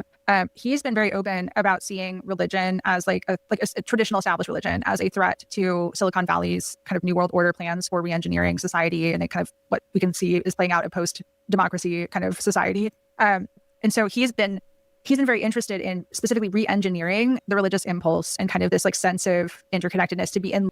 Who knew that Christ would stand directly in opposition to the agenda of supposedly the tech bro agenda? Who knew? And that's why she's about to say how then the purpose of rebranding and repurposing this notion of religion or religiosity is of prime objective. They have to repackage this idea of religion, spirituality, in order to subvert, to bypass the supposedly opposition, which is Christ. And they do it by promoting this idea, this alternative. They're like, no. Christ opposes us, but that's dirty, archaic religion. The true religion is Christ consciousness, which is on board with our agenda, meaning the progress, evolution, tech bro, Mars exploring, moon landing, gene manipulating agenda. Which was brought to you by those who stood by the idea of, hey, we just want to be like Avatar. We just want to be like the indigenous people.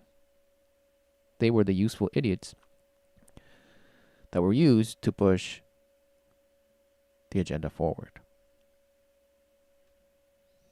in line with Silicon Valley interests. So they're not just behind the clinical trials, they're also behind all of the state initiatives in the United States to promote, psychedelic churches and adult supported use models. And so it's very much about kind of aligning the populace's, the masses mindset to not resist essentially what is happening. And this also connects to Christian Angermeyer, who is involved in both Compass Pathways, and Natai Beckley, who just today, it was announced that there's Eli Lilly, the big pharma company, is in talks to acquire that company. He has been very open for years talking about the fact that he sees psychedelics as important to prevent mass revolution, as the world that the elites are building is bad for mental health. And so if people are not, he sees psychedelics as a way of enabling that future for rolling out. And so it's all these people in the psychedelic community, they're just waving in the Trojan horse to allow all of this to happen. And it's funny because it's they think that they're Trojan horsing the tech billionaires, because they'll say things like, haha, psychedelics are going to fool them and make them love everyone and undermine their plans for it. But that's not, that's not an inevitability at all. Yeah, because it's that thing. Who knew? Who knew? She just described perfectly the same foolishness that the Mark Passio disciples believe, which is using the occult to defeat the occult. How stupid. Using supposed occult knowledge, the true science, syncretism, astrology, true care, natural law. So the philosophical musings, right, of the carnal, spiritual man.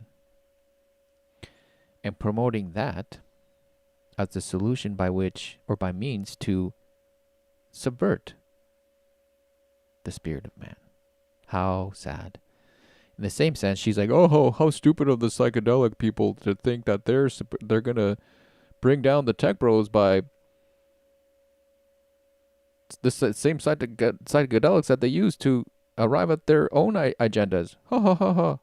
They think that they're going to Trojan horse the tech bros. How stupid. Well, dear, you just exactly articulated the contradiction that exists in your own paradigm. That there are people who have taken a lot of psychedelics who end up being totally fascist. And like you said, there are really horrible situations where these can be used in. We should also probably just real quick mention Jurvetson's plans for AI psychedelic therapists, because this is notice the double-mindedness. Notice the complete just opposition within their positions. And of course, you'll have the people that say, well, Christianity too. There's people that use it for evil too, blah, blah, blah. Yeah, but notice the difference. They can be clearly outed by referring back to the Word of God, referring to the actual promises of God to those who abide in Christ. You can say, well, clearly, those who do unrighteousness are not of God, even though they might claim they are of God. So they can clearly be outed by the truth itself, by the referencing of the testimony of the Word of God, and being confirmed by the living examples of those who are led by the Spirit of God. Amen. Now, who is going to out? Where is the supposed infallible doctrine of the psilocybin spirit that will correct those who step out of the line?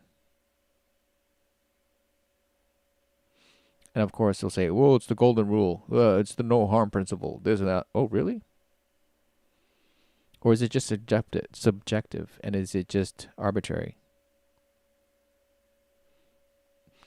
And is it open to be manipulated?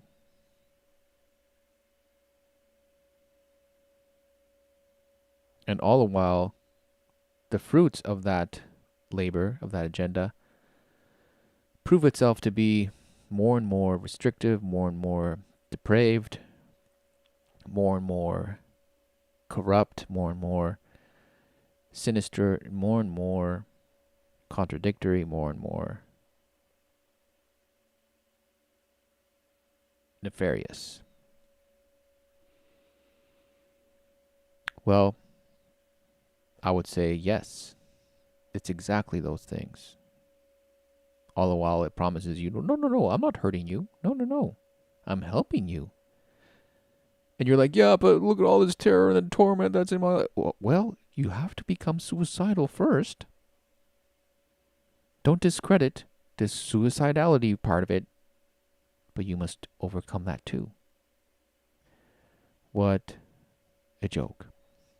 Where like a lot of the concern kind of comes together. So a lot of these tech guys that are funding the psychedelic industry, they're also funding AI, and there's overlap between those with like, you know, AI already involved in a lot of the clinical trials that are happening. And he specifically envisions a future where we only have the lowest cost human labor to sit back as a stopgap for the AI, and also subtext is like someone to blame when things go wrong. The human can be blamed there. But the idea is that the AI, like large language model, whatever it is, can reprogram people in, you know, in a psychedelic future. And if you think about the way that they're already, like people like Elon Musk we talked about this in the Psychedelic Syndicate, tried to influence, like kind of correct the facts of history by, you know, forcing false ideas about white genocide in South Africa into Grok, for example. The possibilities here are very concerning, because it's like, then you can take what the acceptable, like what healed means is determined by the most powerful to be in line with their interests. And then they're able to use technology to exploit suggestibility enhancing substances to steer people in that direction. I find that very dystopian. Yeah, they can, because we. And she just exposed the whole agenda. Yes, it's very much tied to AI, very much tied to this dystopian nightmare. But to them, it's the utopia. Because the word that AI represents is the Antichrist word made manifest, implemented in the world. So the influence of Mother Ayahuasca that we're told that took effect in the priest class of ancient civilizations is the same spirit that is behind the supposed advent, implementation of the innovation of Silicon Valley, AI. It's just given a different interface. It's given a repurposed, repackaged presentation. But it's the same application, the same outcome.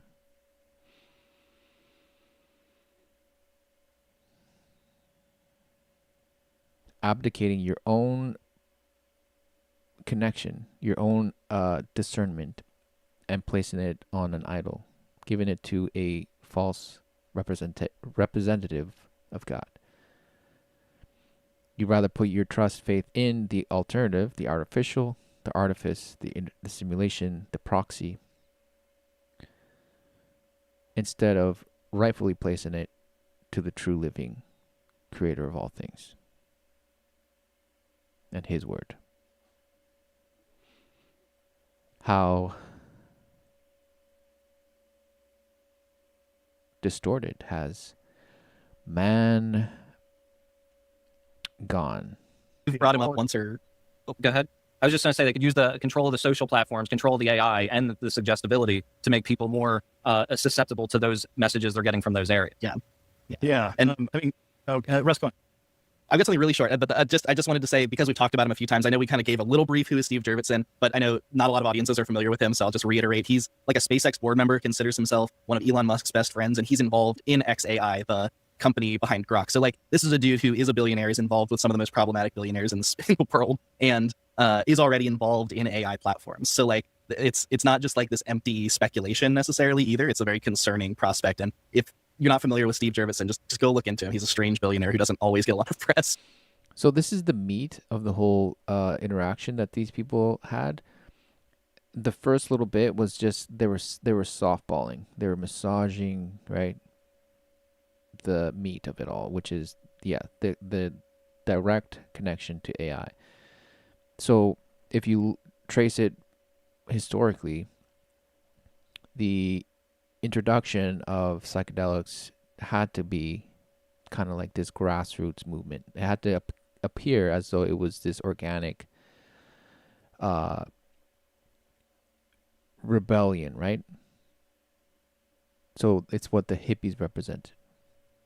They were the free, lovey-dovey, sexual liberalization, libertine lifestyle, opposing corporate, anti-war, authority, this and that, back to the land, this and that. And then fast forward to today, which is now it's become the spiritualized methodology by which to inject you into the future. It's a very, what's the word? Clinical, or it's a very sanitized, lab techy, gadgety promise of evolution. You want to love? You want to live? You want to have abundance? Well, join us. This is how we transcend. This is how we reconnect. Need to outgrow our bodies, which hindered us in times past. We must now, with the advent of our innovation and our ability to transcend and transmute, manipulate, we must now jump accordingly. We must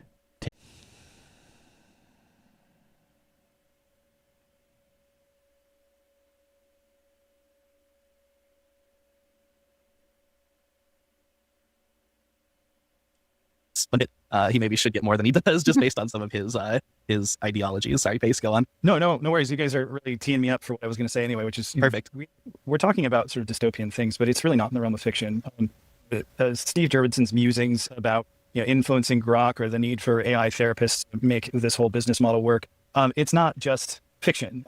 Compass Pathways, which very well may be the next FDA medicine to be evaluated, their psilocybin for major depressive disorder, has a in-house AI system called Chantrell that is actively monitoring all dosed sessions and is going to be the sort of first tier, because of course AI systems and LLMs are always collecting data and training their models until eventually you can get rid of the humans, right? That's a cost optimal. Well, this sounds sci-fi. It sounds dystopian. In fact, it made a little insert in the Psychedelic Syndicate that sort of narrates a potential future along these lines.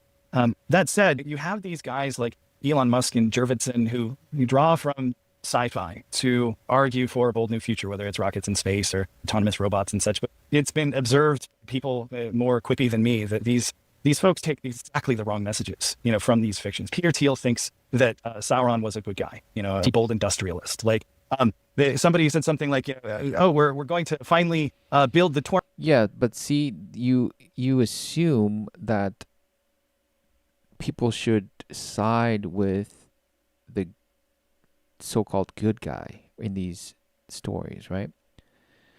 But if your foundation is that, well, you can either use it for good or evil, then why do you shame those who supposedly side with the evil? Why do you shame them? Because if the occult can be used for good or evil, why do you shame those who use it for evil? Because if it can equally be used for good or evil, why do you shame one side over the other? Why do you care? Why does it matter? The answer is, well, it doesn't matter. So these people know that, but then they act as though there is this imperative kind of there's a duty to supposedly only use it for good. Says who? Says your spirit plant guide? Says your mushroom goddess?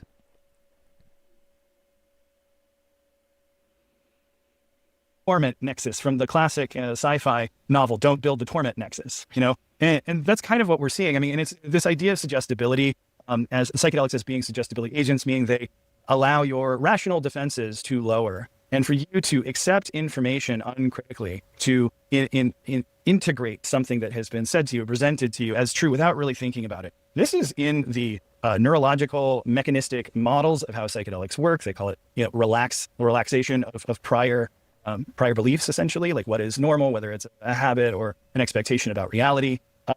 Psychedelics do this, right? And historically, you have people, sci-fi writers like Aldous Huxley in Brave New World, absolutely, with his Soma holidays, describing people overwhelmed by their rigorous eugenics-based society, where everything's some intense, hyper-competitive, hyper-individual. Yeah. And so you look at Revelation 18, it says, through thy sorceries, you deceive the nations. Through your pharmakia, the nations were deceived. You don't think that this mechanism or this practice has been used for millennia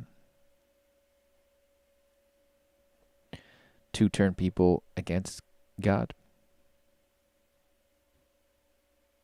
To keep leading people into their own echo chambers, their own biases, leading them astray.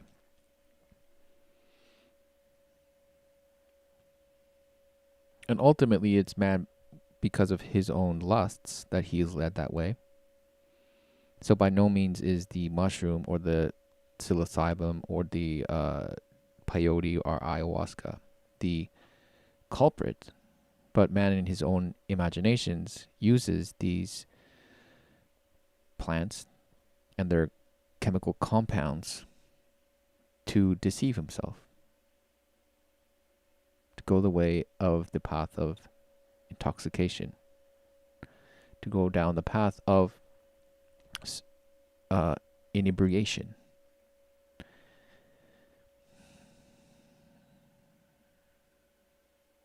That instead of abiding in a sober mind, in a sound mind, led by the Spirit of God, you go down the path of the inebriated mind, led by your own lusts and passions. Individualistic game show that they go and hang out for 3 days and obliterate their brains for a little while so they can get back in the saddle. I mean, how is this different from some of the proposals? You have a terrible life in the modern economy of a bad tour of duty over in Kazakhstan or whoever we're going to be bombing in 2030. Well, you have a Soma holiday, and even people like Jolyon West, who's the head of MK Ultra, wrote extensively about how psychedelics induced states of suggestibility left one after the experience highly suggestible to ideas presented in front of them, and that cults proliferate around psychedelics. These things have been known for some time. And so something we've been dancing around a lot is an old canard in the psychedelic world, and that's set and setting, And as we have been attacked, as we have been, countered out in the space, they say, oh, these are a bunch of leftist activists with an axe to grind. And the truth is that we are, in fact, leftists. We do think that we should spend a lot of effort and organization improving material conditions for humanity, providing a baseline floor for education, housing, healthcare, and there it is. Yeah, being your own savior. You can't be your own. You can't be the source of your own destruction and the savior at the same time. You can deceive yourself into thinking that, but that's how you end up in the problem and the contradiction to begin with.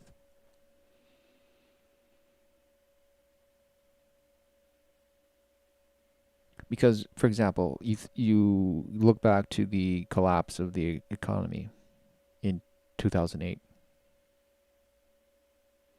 people were outraged when the government came to the rescue, to the bailout of the banks. Because they were like, well, the banks were the ones who did this. The banks are the ones who put us in this situation, and now we're bailing them out? We're giving them more money? Well, it's because they're displaying that faith man has in himself. Instead of saying, wow, we truly are a mess. We truly are despicable. We truly are flawed. We need a savior. That is not us. We need to be changed. We need to be transformed. Who could possibly do that for us? Well, there is one who does. Christ Jesus. Not man, not government, not banks, not the occult, not rituals, not magic. No. The Spirit of Christ. Amen. Lowering the ceiling, getting rid of billionaires. And doing that will make sure that everyone has the baseline setting that we might have a better chance of having better trips individually and collectively when we open. So UBI and throwing people a bunch of cash, and that will let people that will lead people to have better trips when they trip out on psychedelics. There you go. Problem solved. Ourselves up in these chemical ways. That's, yeah, great. And I think that is a very good point too. Instead of just covering up the material conditions and making us feel better about them, like we need to focus on improving them. And even from like not the tech bro optimization side, but from like the hippie individualist side, it feeds into kind of the same thing. Because if you're like, everybody just needs to open up their mind and stuff, it's kind of a way of bypassing and ignoring the systemic issues that we need to face. And I know that was something that I was very guilty of early on in my early years of activism, for sure. Yeah, spiritual bypassing is the technical term. So John might be referring to his free your mind involvement that he's speaking of right here. He's like, yeah, it's not enough to just open your mind and bypassing, the practical difficulties we have. He's like, oh, I might be guilty of that in my early years, blah, blah, blah. Oh, really? Interesting. It's pie in the sky until you die. Like it's a bright future of spiritualized humanity by 2070, instead of sticking a finger in the eye of the billionaires trying to co-opt your good vibes, It's kind of not like an anomaly that the hippie So instead of good vibes and wishy-washy hope, they're like, no, guys, we have to go out and just take out everyone. We have to poke out the eyes of the billionaires. That's what's going to bring about the change. Come on, people. We need an overthrow. What a joke. The same old story. movement of the West would have evolved into the Silicon Valley scene of today. Like, it's kind of a natural progression almost of those. And that is another described. That is another thing I was thinking of as you were talking about MK Ultra. I always remember I used to get into these arguments with people because I kind of like come from a little bit of the conspiracy brained realm before it got like twisted into, what it was. That was like one of the channels that psychedelic people got fed into. And people would always talk to me about how that destroyed the anti-war movement and that was the whole point of it. And MK Ultra got the hippies all drugged up and they didn't want to actually solve anything. And my argument back was always like, if that was the case, then it kind of backfired because it seemed to create this culture of resistance. And now years later, I look back more confused than I ever was, not agreeing with either of those positions. And just like, what the hell happened? Is it happening again? You know what I mean? Do you have any thoughts on that? And after that, sounds like the spirit of confusion, buddy. If you're more confused than you were then, wow, what a shame. And what does that say about your whole kind of hoorahing of the psychedelics that are very much of your journey that you so proudly speak of? And that's why then the cope to answering that criticism is like, well, we don't know anything.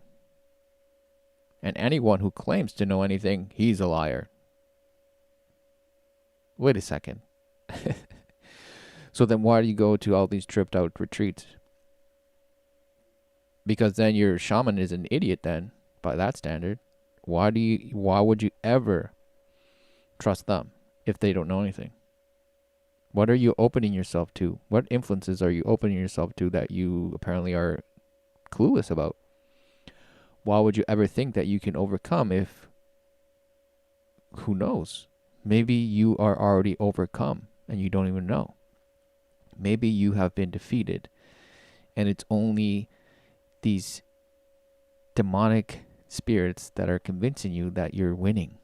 How would you know? How would you ever know if you don't know anything? I want to get on to what you see about the future, and then I'll let you guys go. I respect your time. Yeah, so many.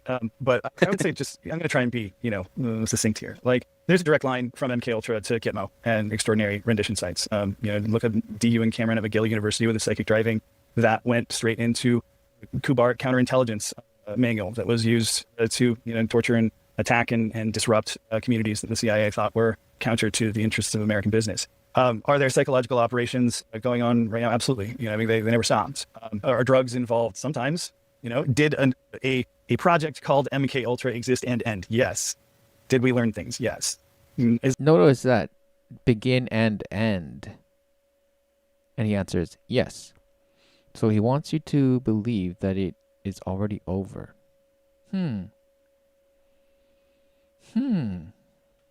Interesting. That's exactly what a agent of deception would say. Just like the agent of deception say, yeah, the Illuminati, yeah, they were banned. They initiated in 1776, but then they were dissolved by so and they no longer exist. Who knew?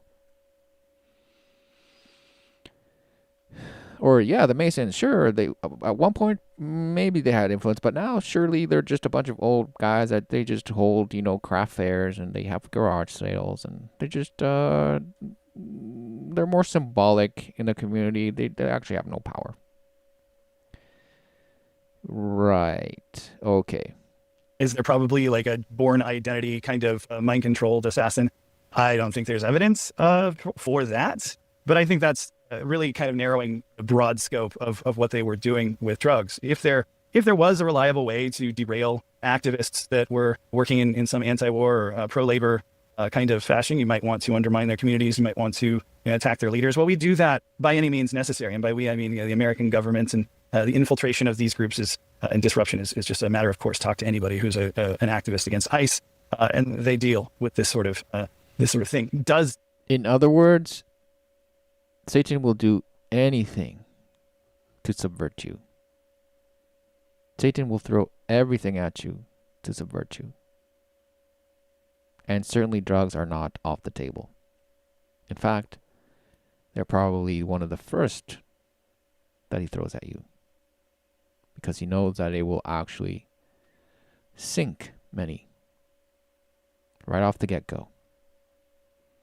Drugs have to be the weapon every time? No, but it might be. And if you look into Harlem Renaissance man, communist labor organizer, singer, athlete, actor, Paul Robeson, black man in the Harlem Renaissance, he was over with the striking miners in the UK, singing labor songs in the 50s, and he had a mental breakdown that included visual hallucinations at a party. And do we have the proof that this was a result of MK Ultra? No, we don't. We do know, though, from his son that 3 of his psychiatrists were CIA contractors. It's a deeply unsatisfying topic to try and get definitive answers about MK Ultra, but the lesson of MK Ultra is that we need to be very, very skeptical of clandestine operations. And the CIA is very, very, and intelligence services in general, familiar with drugs and drug running. I think I sort of fall kind of where you found yourself. Right. So in a nutshell, he could have just said that. The intelligence agencies are very well aware of drugs and their use and how to implement them to subvert your enemy.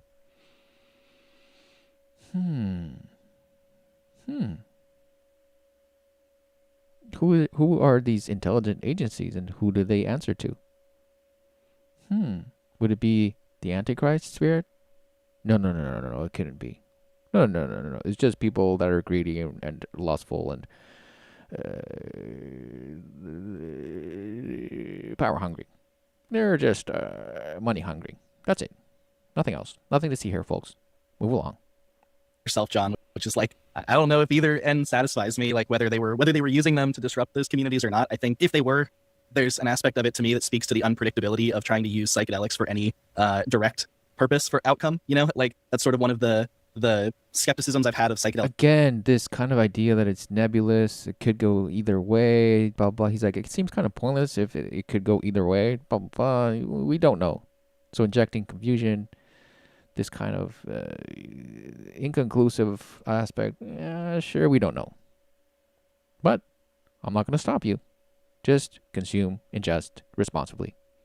Medicine in general, too, of like, can you really put these kinds of drugs to work curing one specific thing and expecting the same outcome every time? Like, depending on the setting and like whatever you bring to it. I think there's something that is at issue there. So whether they were using it or not, it certainly derailed in some ways into an anti-government movement. It certainly derailed into other ways into what could be seen as like the Silicon Valley scene. And there's all these disparate aspects that that sort of experimentation could have led to in the end. And whatever it was doesn't seem to have gone perfectly in one direction or the other, regardless to me. Yeah, and I just wanted to say, because regardless to me. So it seems that what this guy just admitted is that, the same psychedelics led people in apparently opposite directions, yet functionally they serve as a mechanism of confusion to bring about an overall catch-all agenda.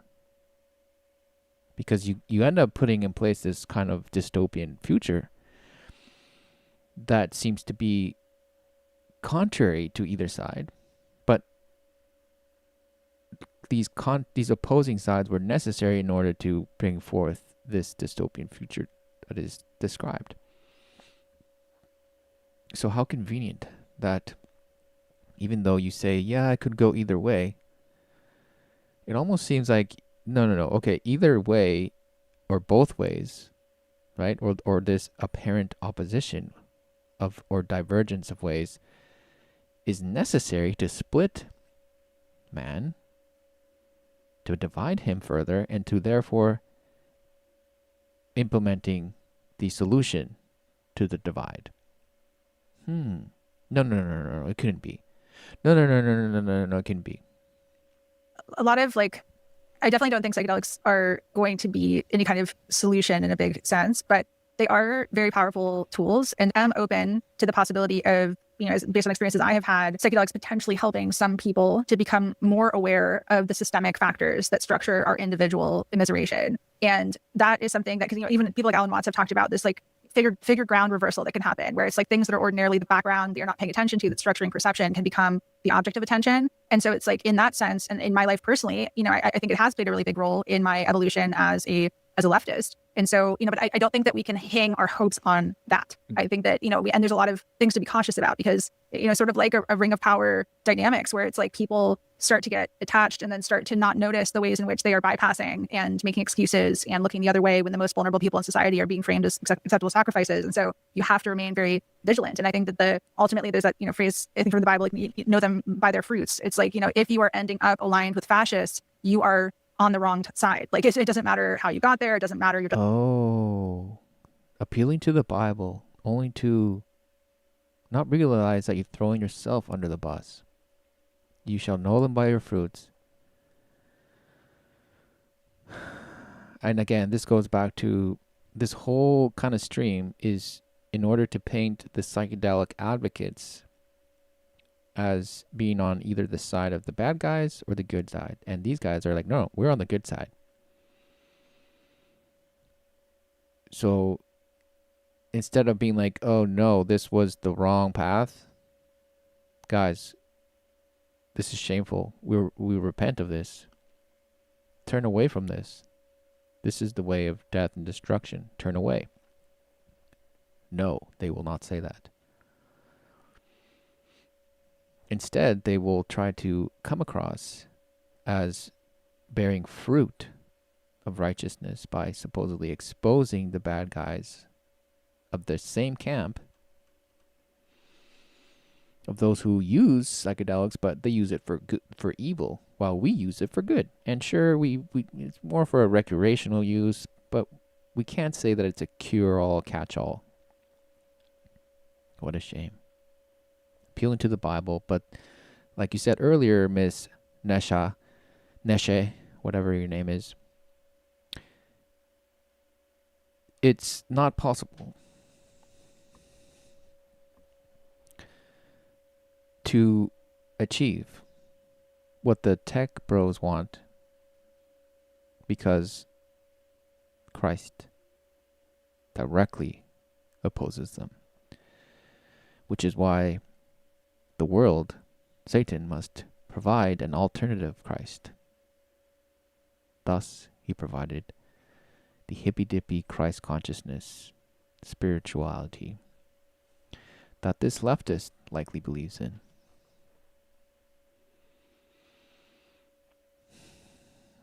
And she considers herself probably a good guy. Amazing. Justifications for it, like that is a clear signal that something has gone wrong for you and your use of your energies. I tend to agree. I think psychedelics, no matter what you think of them, are reliable agents of transformation and plasticity.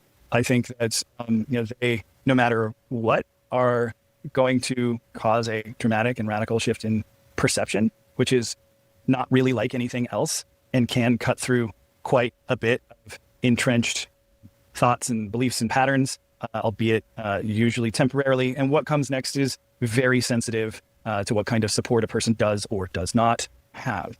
So with all those caveats, yeah, of course, psychedelics are powerful and at some level a baseline libertine. I certainly want us all to have nice things. I just don't want the things on the top shelf to come crashing down catastrophically on all the little babies' heads. Like, can we have some education? Can we have some real support? And in a society where there's so much mental health stigma already falling apart, nobody's got notice time how for that. evil this is, right? Notice how evil is what he's saying. Because he's saying, yeah, we don't want to take people, deprive people of pleasure and toys and trinkets and euphorias and pleasures. But we also don't want babies to get their head bashed in by the same things that we're saying people should be able to do. So which is it? Should people be able to do it? Which means, okay, even at the cost of people hurting themselves. Because the minute that you go in there and try to supposedly regulate it and try to control it, then you become the tyrant. You become the guy that is in the way of people's own freedom, apparently. So he's contradicting himself. And he contradicts himself because he can't plain out say, no guys, this is wrong. We shouldn't go the heathen way. We shouldn't go just based on our pleasures and our own desires. We shouldn't. Guys, there's a better way. There is Christ. He will never say that. He might say there is Christ consciousness, but he will never say, no. Guys, there's the way, the truth, and life. No man leadeth to the Father but through Christ. Because then that would put him in complete opposition to everything that these people are saying. And that would make him the enemy. Because man, if you haven't noticed already, will include everything and anything under his belt of function, utility, if it's in his best interest to have said tool in his toolkit for growth, development, expansion, evolution, organization. If he can use psychedelics to further organize his life, how dare you get in his way of consuming and ingesting and poisoning himself? How dare you? And yet psychedelics reliably spin you out, scramble you up, break you apart. And, I've had a lot of time to think about whether or not there's some inherent incongruity between psychedelics and a capitalist, market, highly individualized society. And about the only one that I think might structurally be there for these chemicals, they take a long time. You take mescaline, it's 10 hours. You take, LSD. Well, for me, it's quite a bit longer. I'm a sensitive little guy. But you're in it for at least 8 hours, if not, 12 or a little bit more. And the thing about that is that people work a 5, increasingly 6, 40, increasingly 60-hour work week. And it's not just the time spent in that experience. It's the time spent making sense and putting it all back together. And that does seem to be somewhat incongruous. And believe me, the best minds that the market can produce or investors can muster are, thinking about it. Let's get, a Ty Beckley, one of their chief products is a 5-MeO DMT product, line them up and knock them down. And what do you know? That's the one that Lily's interested in. Hey, we've got 15 minutes. That'll fit in with our doctor's schedule. We can get you in at, 4:35 p.m. And they say now, there's a recent Wall Street Journal overview of Atai and also 5-MeO and the CEO or not one of the heads. I don't know what's his name. So notice that there's no kind of compass. There's no standard because what this guy just said, well, it'll scramble you up, shake you up, blah, blah, blah, and then you have to kind of put yourself back together. So what's the kind of threshold? What's the standard by which to put yourself back together? I mean, There's no standard. What is the standard? How do you know that you're put back together? Oh, well, I guess you decide. Well, you decide, and it's different than the other person, and this and that. Well, who cares? But with God, there is a way. There is a fulfillment. There is the way of righteousness, which is a standard. The way of holiness. Because when you're in that, when you have been transformed through Christ, not by your own efforts, you can clearly see that which you were taking away from, how you used to see, how you used to justify your actions, your decisions, your lifestyle, your choices, your pleasures, the justifications you used. And now you see the folly of that. You see the error of your way. You see the perversion in it. You see the destruction in it. And ultimately you see the folly in how it is the way of death. So it is night and day. There is no gray. And while perhaps, yes, psychedelics do scramble your brain, scramble your perception, they don't follow through with any promise of transformation into holiness. If you notice, everything that they said, it's like, well, you know, you don't know how it might harm you. You don't know.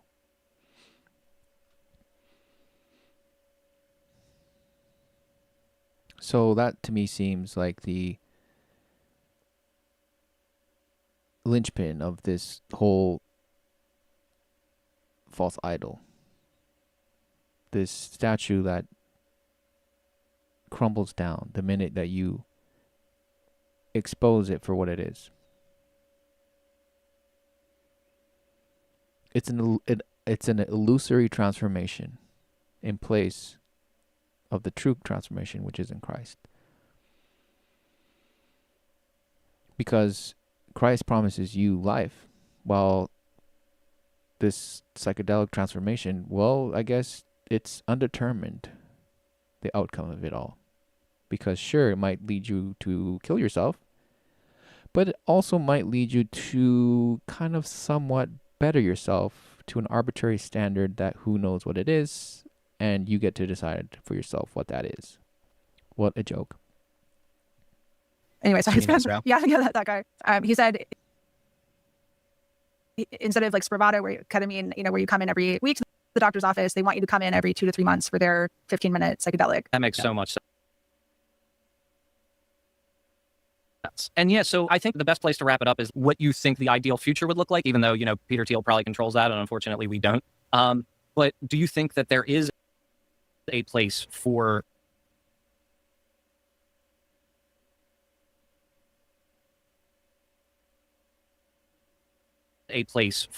structured therapy, or do you think it should be a more decentralized thing in general? Because this is something that I've been thinking a lot about, especially in light of what we've learned about the studies.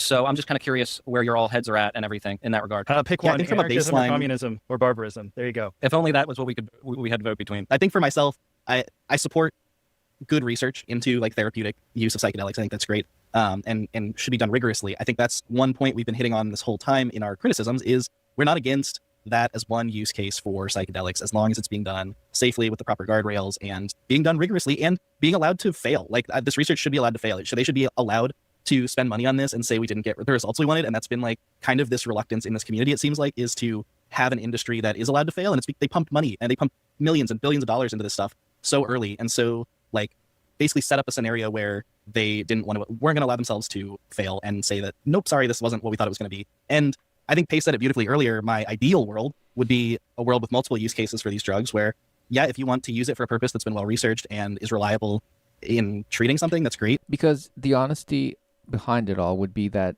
they would have to admit of like, guys, yeah, sure, it's not what we said it was, and yeah, be devastated. Everything you thought about this transformation, the path of the shaman, no, it's all a lie. They can't say that. They have to have kind of like slow ball. They have to kind of introduce it, drip line it into you, sure, well, you know, it must be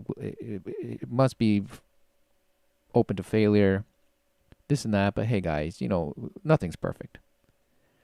All the while, you have places like Canada and other countries around the world that have kind of like made marijuana, decriminalized it or whatever.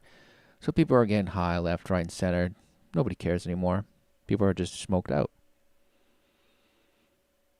Whichever damage or not damage that you think it is, or how beneficial or unbeneficial you think it is, it doesn't matter. The effects are being done. People are being bashed. Same with psychedelics. Same with any other drug. But ultimately, same with the Antichrist spirit that is influencing you, whether you're consuming marijuana, whether you're consuming psychedelics, whether you're intoxicated, supposedly by chemicals. But nonetheless, you are influenced. You're intoxicated by the spirit of Antichrist. But oh no, that cannot be, right? You are immune to it because you say you don't believe. Because it couldn't possibly be so. Even though you admit that marketing influences people, this and that people are suggestible to this and that, the intonation, how words are used, how symbols, how bright colors, and this and that, the whole psychology of this. Oh, sure. That is true. But a satanic influence? No. That's not possible. Who is the naive one?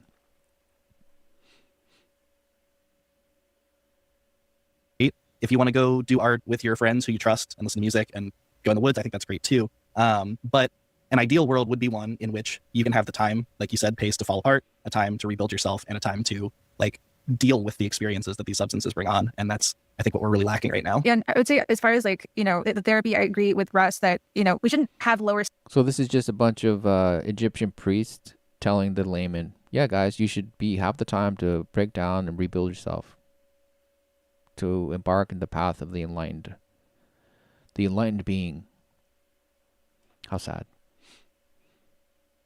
Because in Christ, there is rest.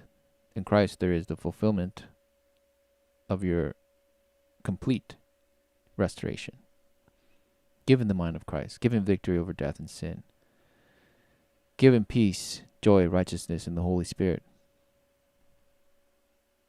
given confidence, given strength, even though you are weak. For Christ is the fortress. Christ has overcome the world.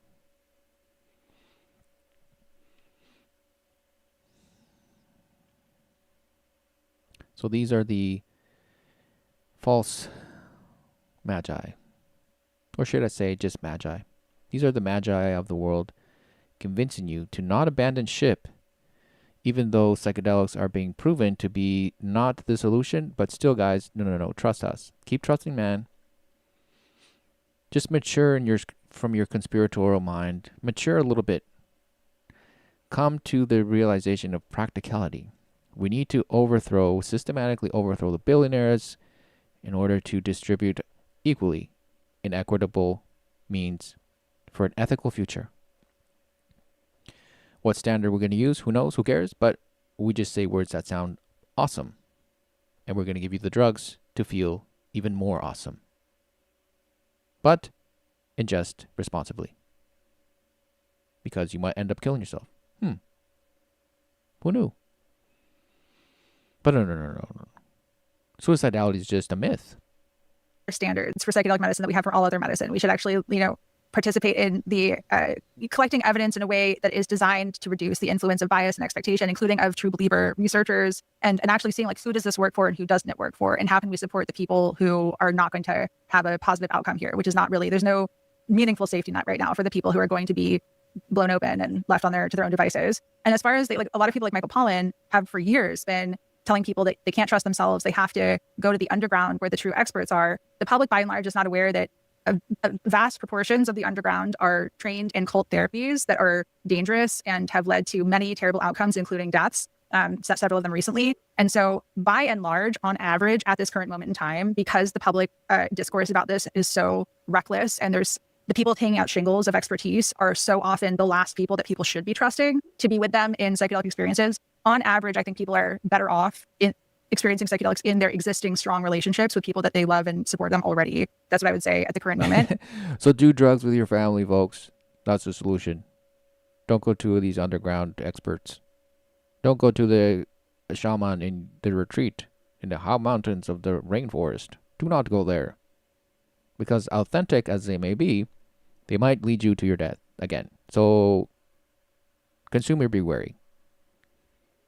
And then overall, just as a last point about, like, we need to really, I mentioned rape culture at the outset. We need to be very intentional about building more consent culture. Because like even with the psychedelic clinical trials, I view it as a consent violation that they didn't inform participants about what they were really what they were going to experience in the therapy model, that they felt like they could lie and misrepresent what they were doing to regulators. Like that is a violation of consent. It's a violation of consent of the scientific kind of field and everything else. So being more open about like teaching people how to participate in and expect consent from their communities by and large, I think is going to help people in the psychedelic field as well. And just as a last thing, a big reason why we at Symposia have relaunched our podcast, our media platform, is because, as we stated at the outset, the field is so much of a right-wing pipeline right now that people who are, all of the public that are now hearing the wonderful stories about psychedelics and are coming to psychedelics with interest in psychedelics are being funneled into the far right. And so we believe that the far right is organizing with psychedelics. The psychedelic left also needs to organize. We need to start connecting with other people who share our values and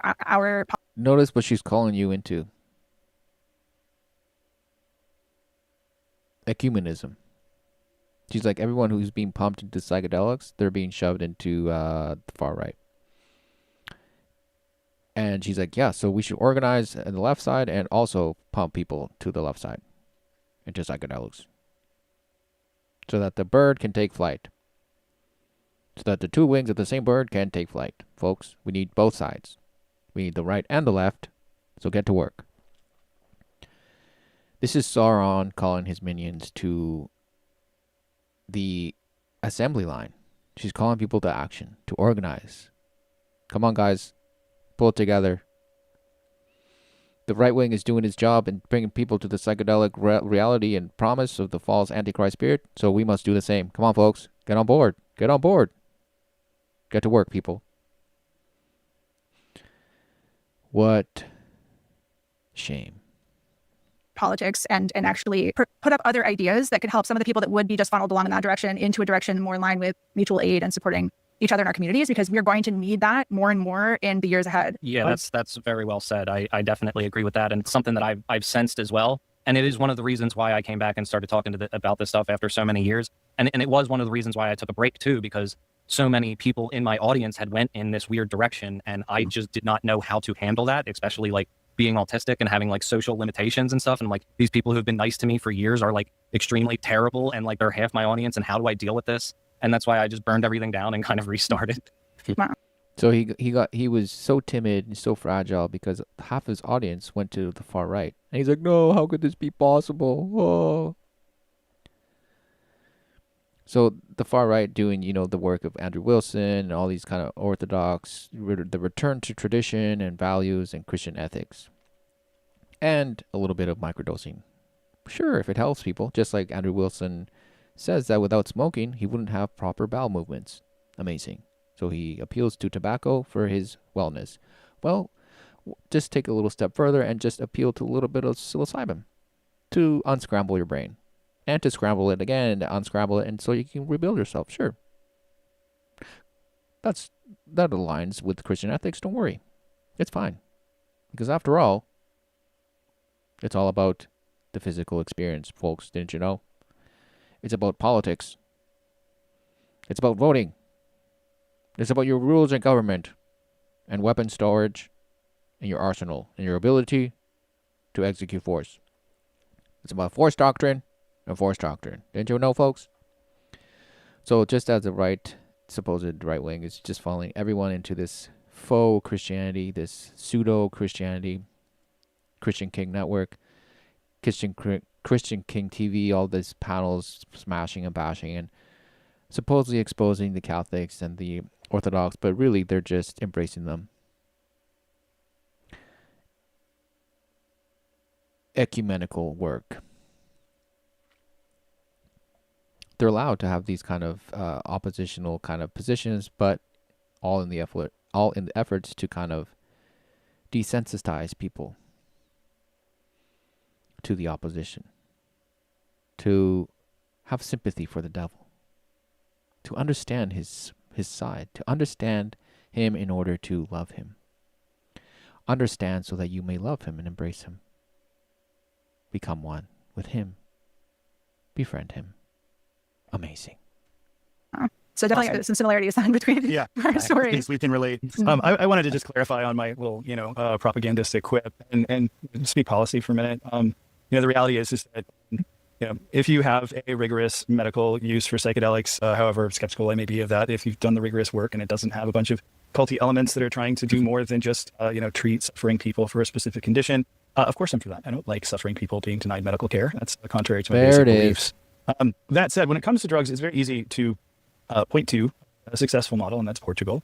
And Portugal has had full decriminalization of all in the United States Schedule I drugs since like 2001. And they did so in response to a public health crisis where AIDS, HIV infections were ballooning at a terrifying rate, thousands of new cases in a very small European country. And half of those cases were coming from IV drug users. And so they radically shifted everything. And they said, we need to meet these drug users. We need to provide them with clean needles and education so that we can directly deal with this public health crisis. And so we need to treat drug use as a public health issue because it is. It is a source of this crisis. Yeah, so you know how these people are strong advocates for education, right? This and that. Well, it's because they're putting a Band-Aid on an arterial wound. You have an open aorta gushing wound, blood gushing wound, and you're trying to put a Band-Aid on it. And calling people to educate themselves on how the circulatory system works. What a joke. So the Word of God says, my people perish for lack of knowledge. Knowledge of what? Well, the Word of God. That's the knowledge people should be seeking after. Not education on whether or not you inject yourself with dirty needles and proper injection methodologies to get high. What a joke.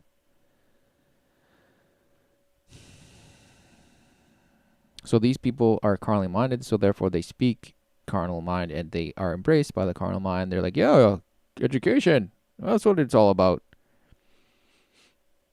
And you'll talk to them about not lacking in knowledge of the Word of God or being led by the Spirit of God. They're like, oh, what? You're a cult. Right. To them, it's but foolishness. But to those who believe, it's the power of Christ unto salvation. Amen. So this man, of course, he needs to button up his whole propaganda narrative with an appeal to policy, referring to Portugal and their cleanly needle policy amidst a AIDS pandemic. So you look at places like Vancouver, Canada, and you're like, yeah, all the drug users there, they implemented a similar program, and what happened? Did things get worse or better? Of course, they got worse. That has gripped this nation, and they did. They decriminalized all personal possession and use.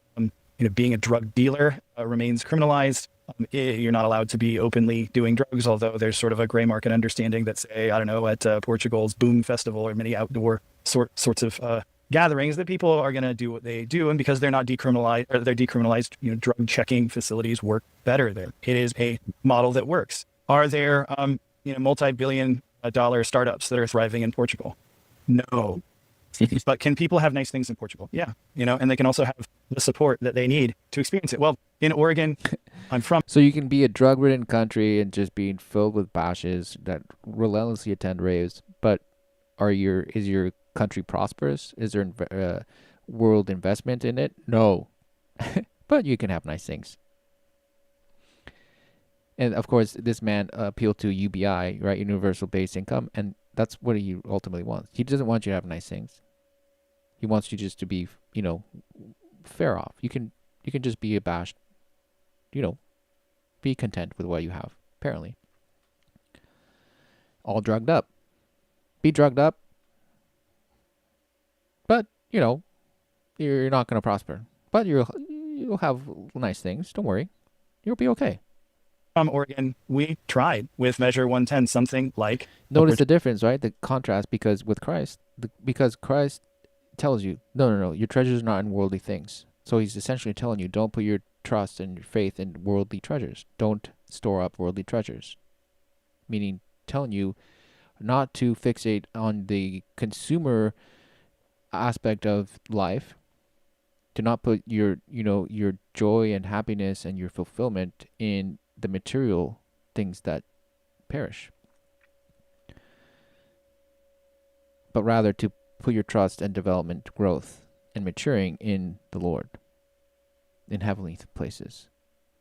This man is going to tell you something similar, but ultimately still appealing to the carnal mind. He's like, yeah, you should be content, with what you have, and drugs will be a definite tool to maintain yourself in that, because otherwise you'll just be miserable, always coveting, desiring, being envious, always wanting more, rubbernecking, and ultimately being unsatisfied.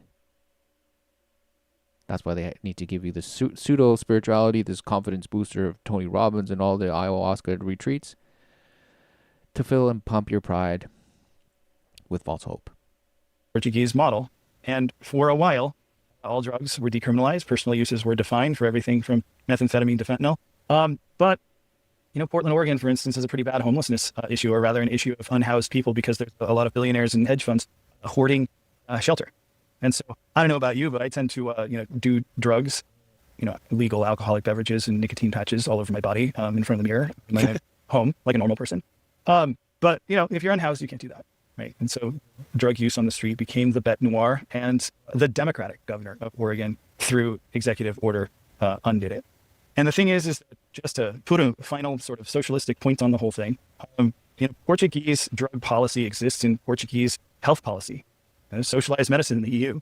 And it's not quite the same. I'm not an expert on housing policy there, but they don't have the sort of abject homelessness that we do in the shantytown America of the 21st century. Well, and just as a last point as well, so speaking of Baltimore, I just this week read Emma's, which is a really cool bookstore community space in Baltimore. They were just talking about a book, Engineered Conflicts, this week in their newsletter. And they talked about, although the book was about Chicago, people in Baltimore could resonate with it because it said, Baltimore, too, is an epicenter of planned abandonment, where Black people are dehumanized in order to create the conditions of disposability that racial capitalism demands. And that's what a lot of people don't understand, that this is all, so much of the problems in our society is a performance to manufacture consent for a specific political project. It is not an inevitability. It was created on purpose and is maintained on purpose in order to continue that project. So, just expose yourself again. She's admitting, unwittingly, most likely, that the whole psychedelic wet dream was a lie, was theater, was just the theatrics, the performance in order to push policy to bring about this utopian real estate. All the while dehumanizing people, subverting people, aligning them with the satanic antichrist spirit, and building an army against Christ. That's it. The end. we can do better. This is not about the drugs. This is about the system. Yeah, and it's a miserable place to live for a lot of people, especially people who are unhoused. And no matter what you do with drug policy, if people are miserable, they're going to be doing drugs, and it's not going to be a safe situation. So I think that those are, very good points there for sure. And yeah, it was really, really great to talk to y'all. All right, so that was the end of that discussion. If people but realized the misery of their own light status and realize that they are not the source of their becoming. But there is one who can restore you, reconcile you to the creator of all things.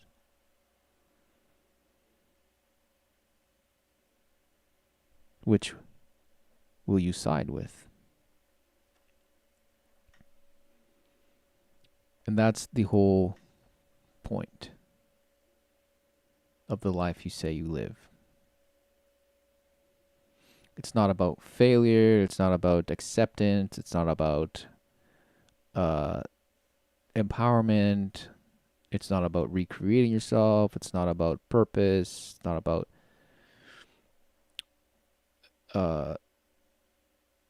any type of metamorphosis or reclaiming. It's about redemption and reconciliation to God. The way, the truth, the life,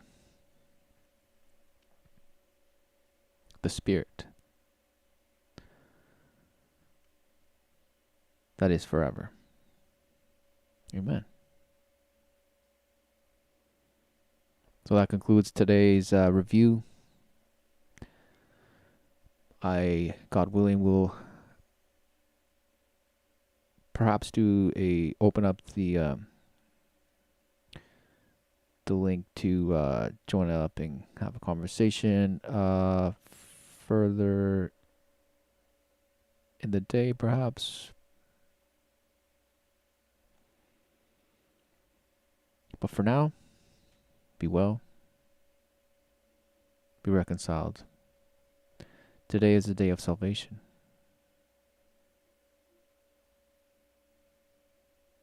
Amen. God bless.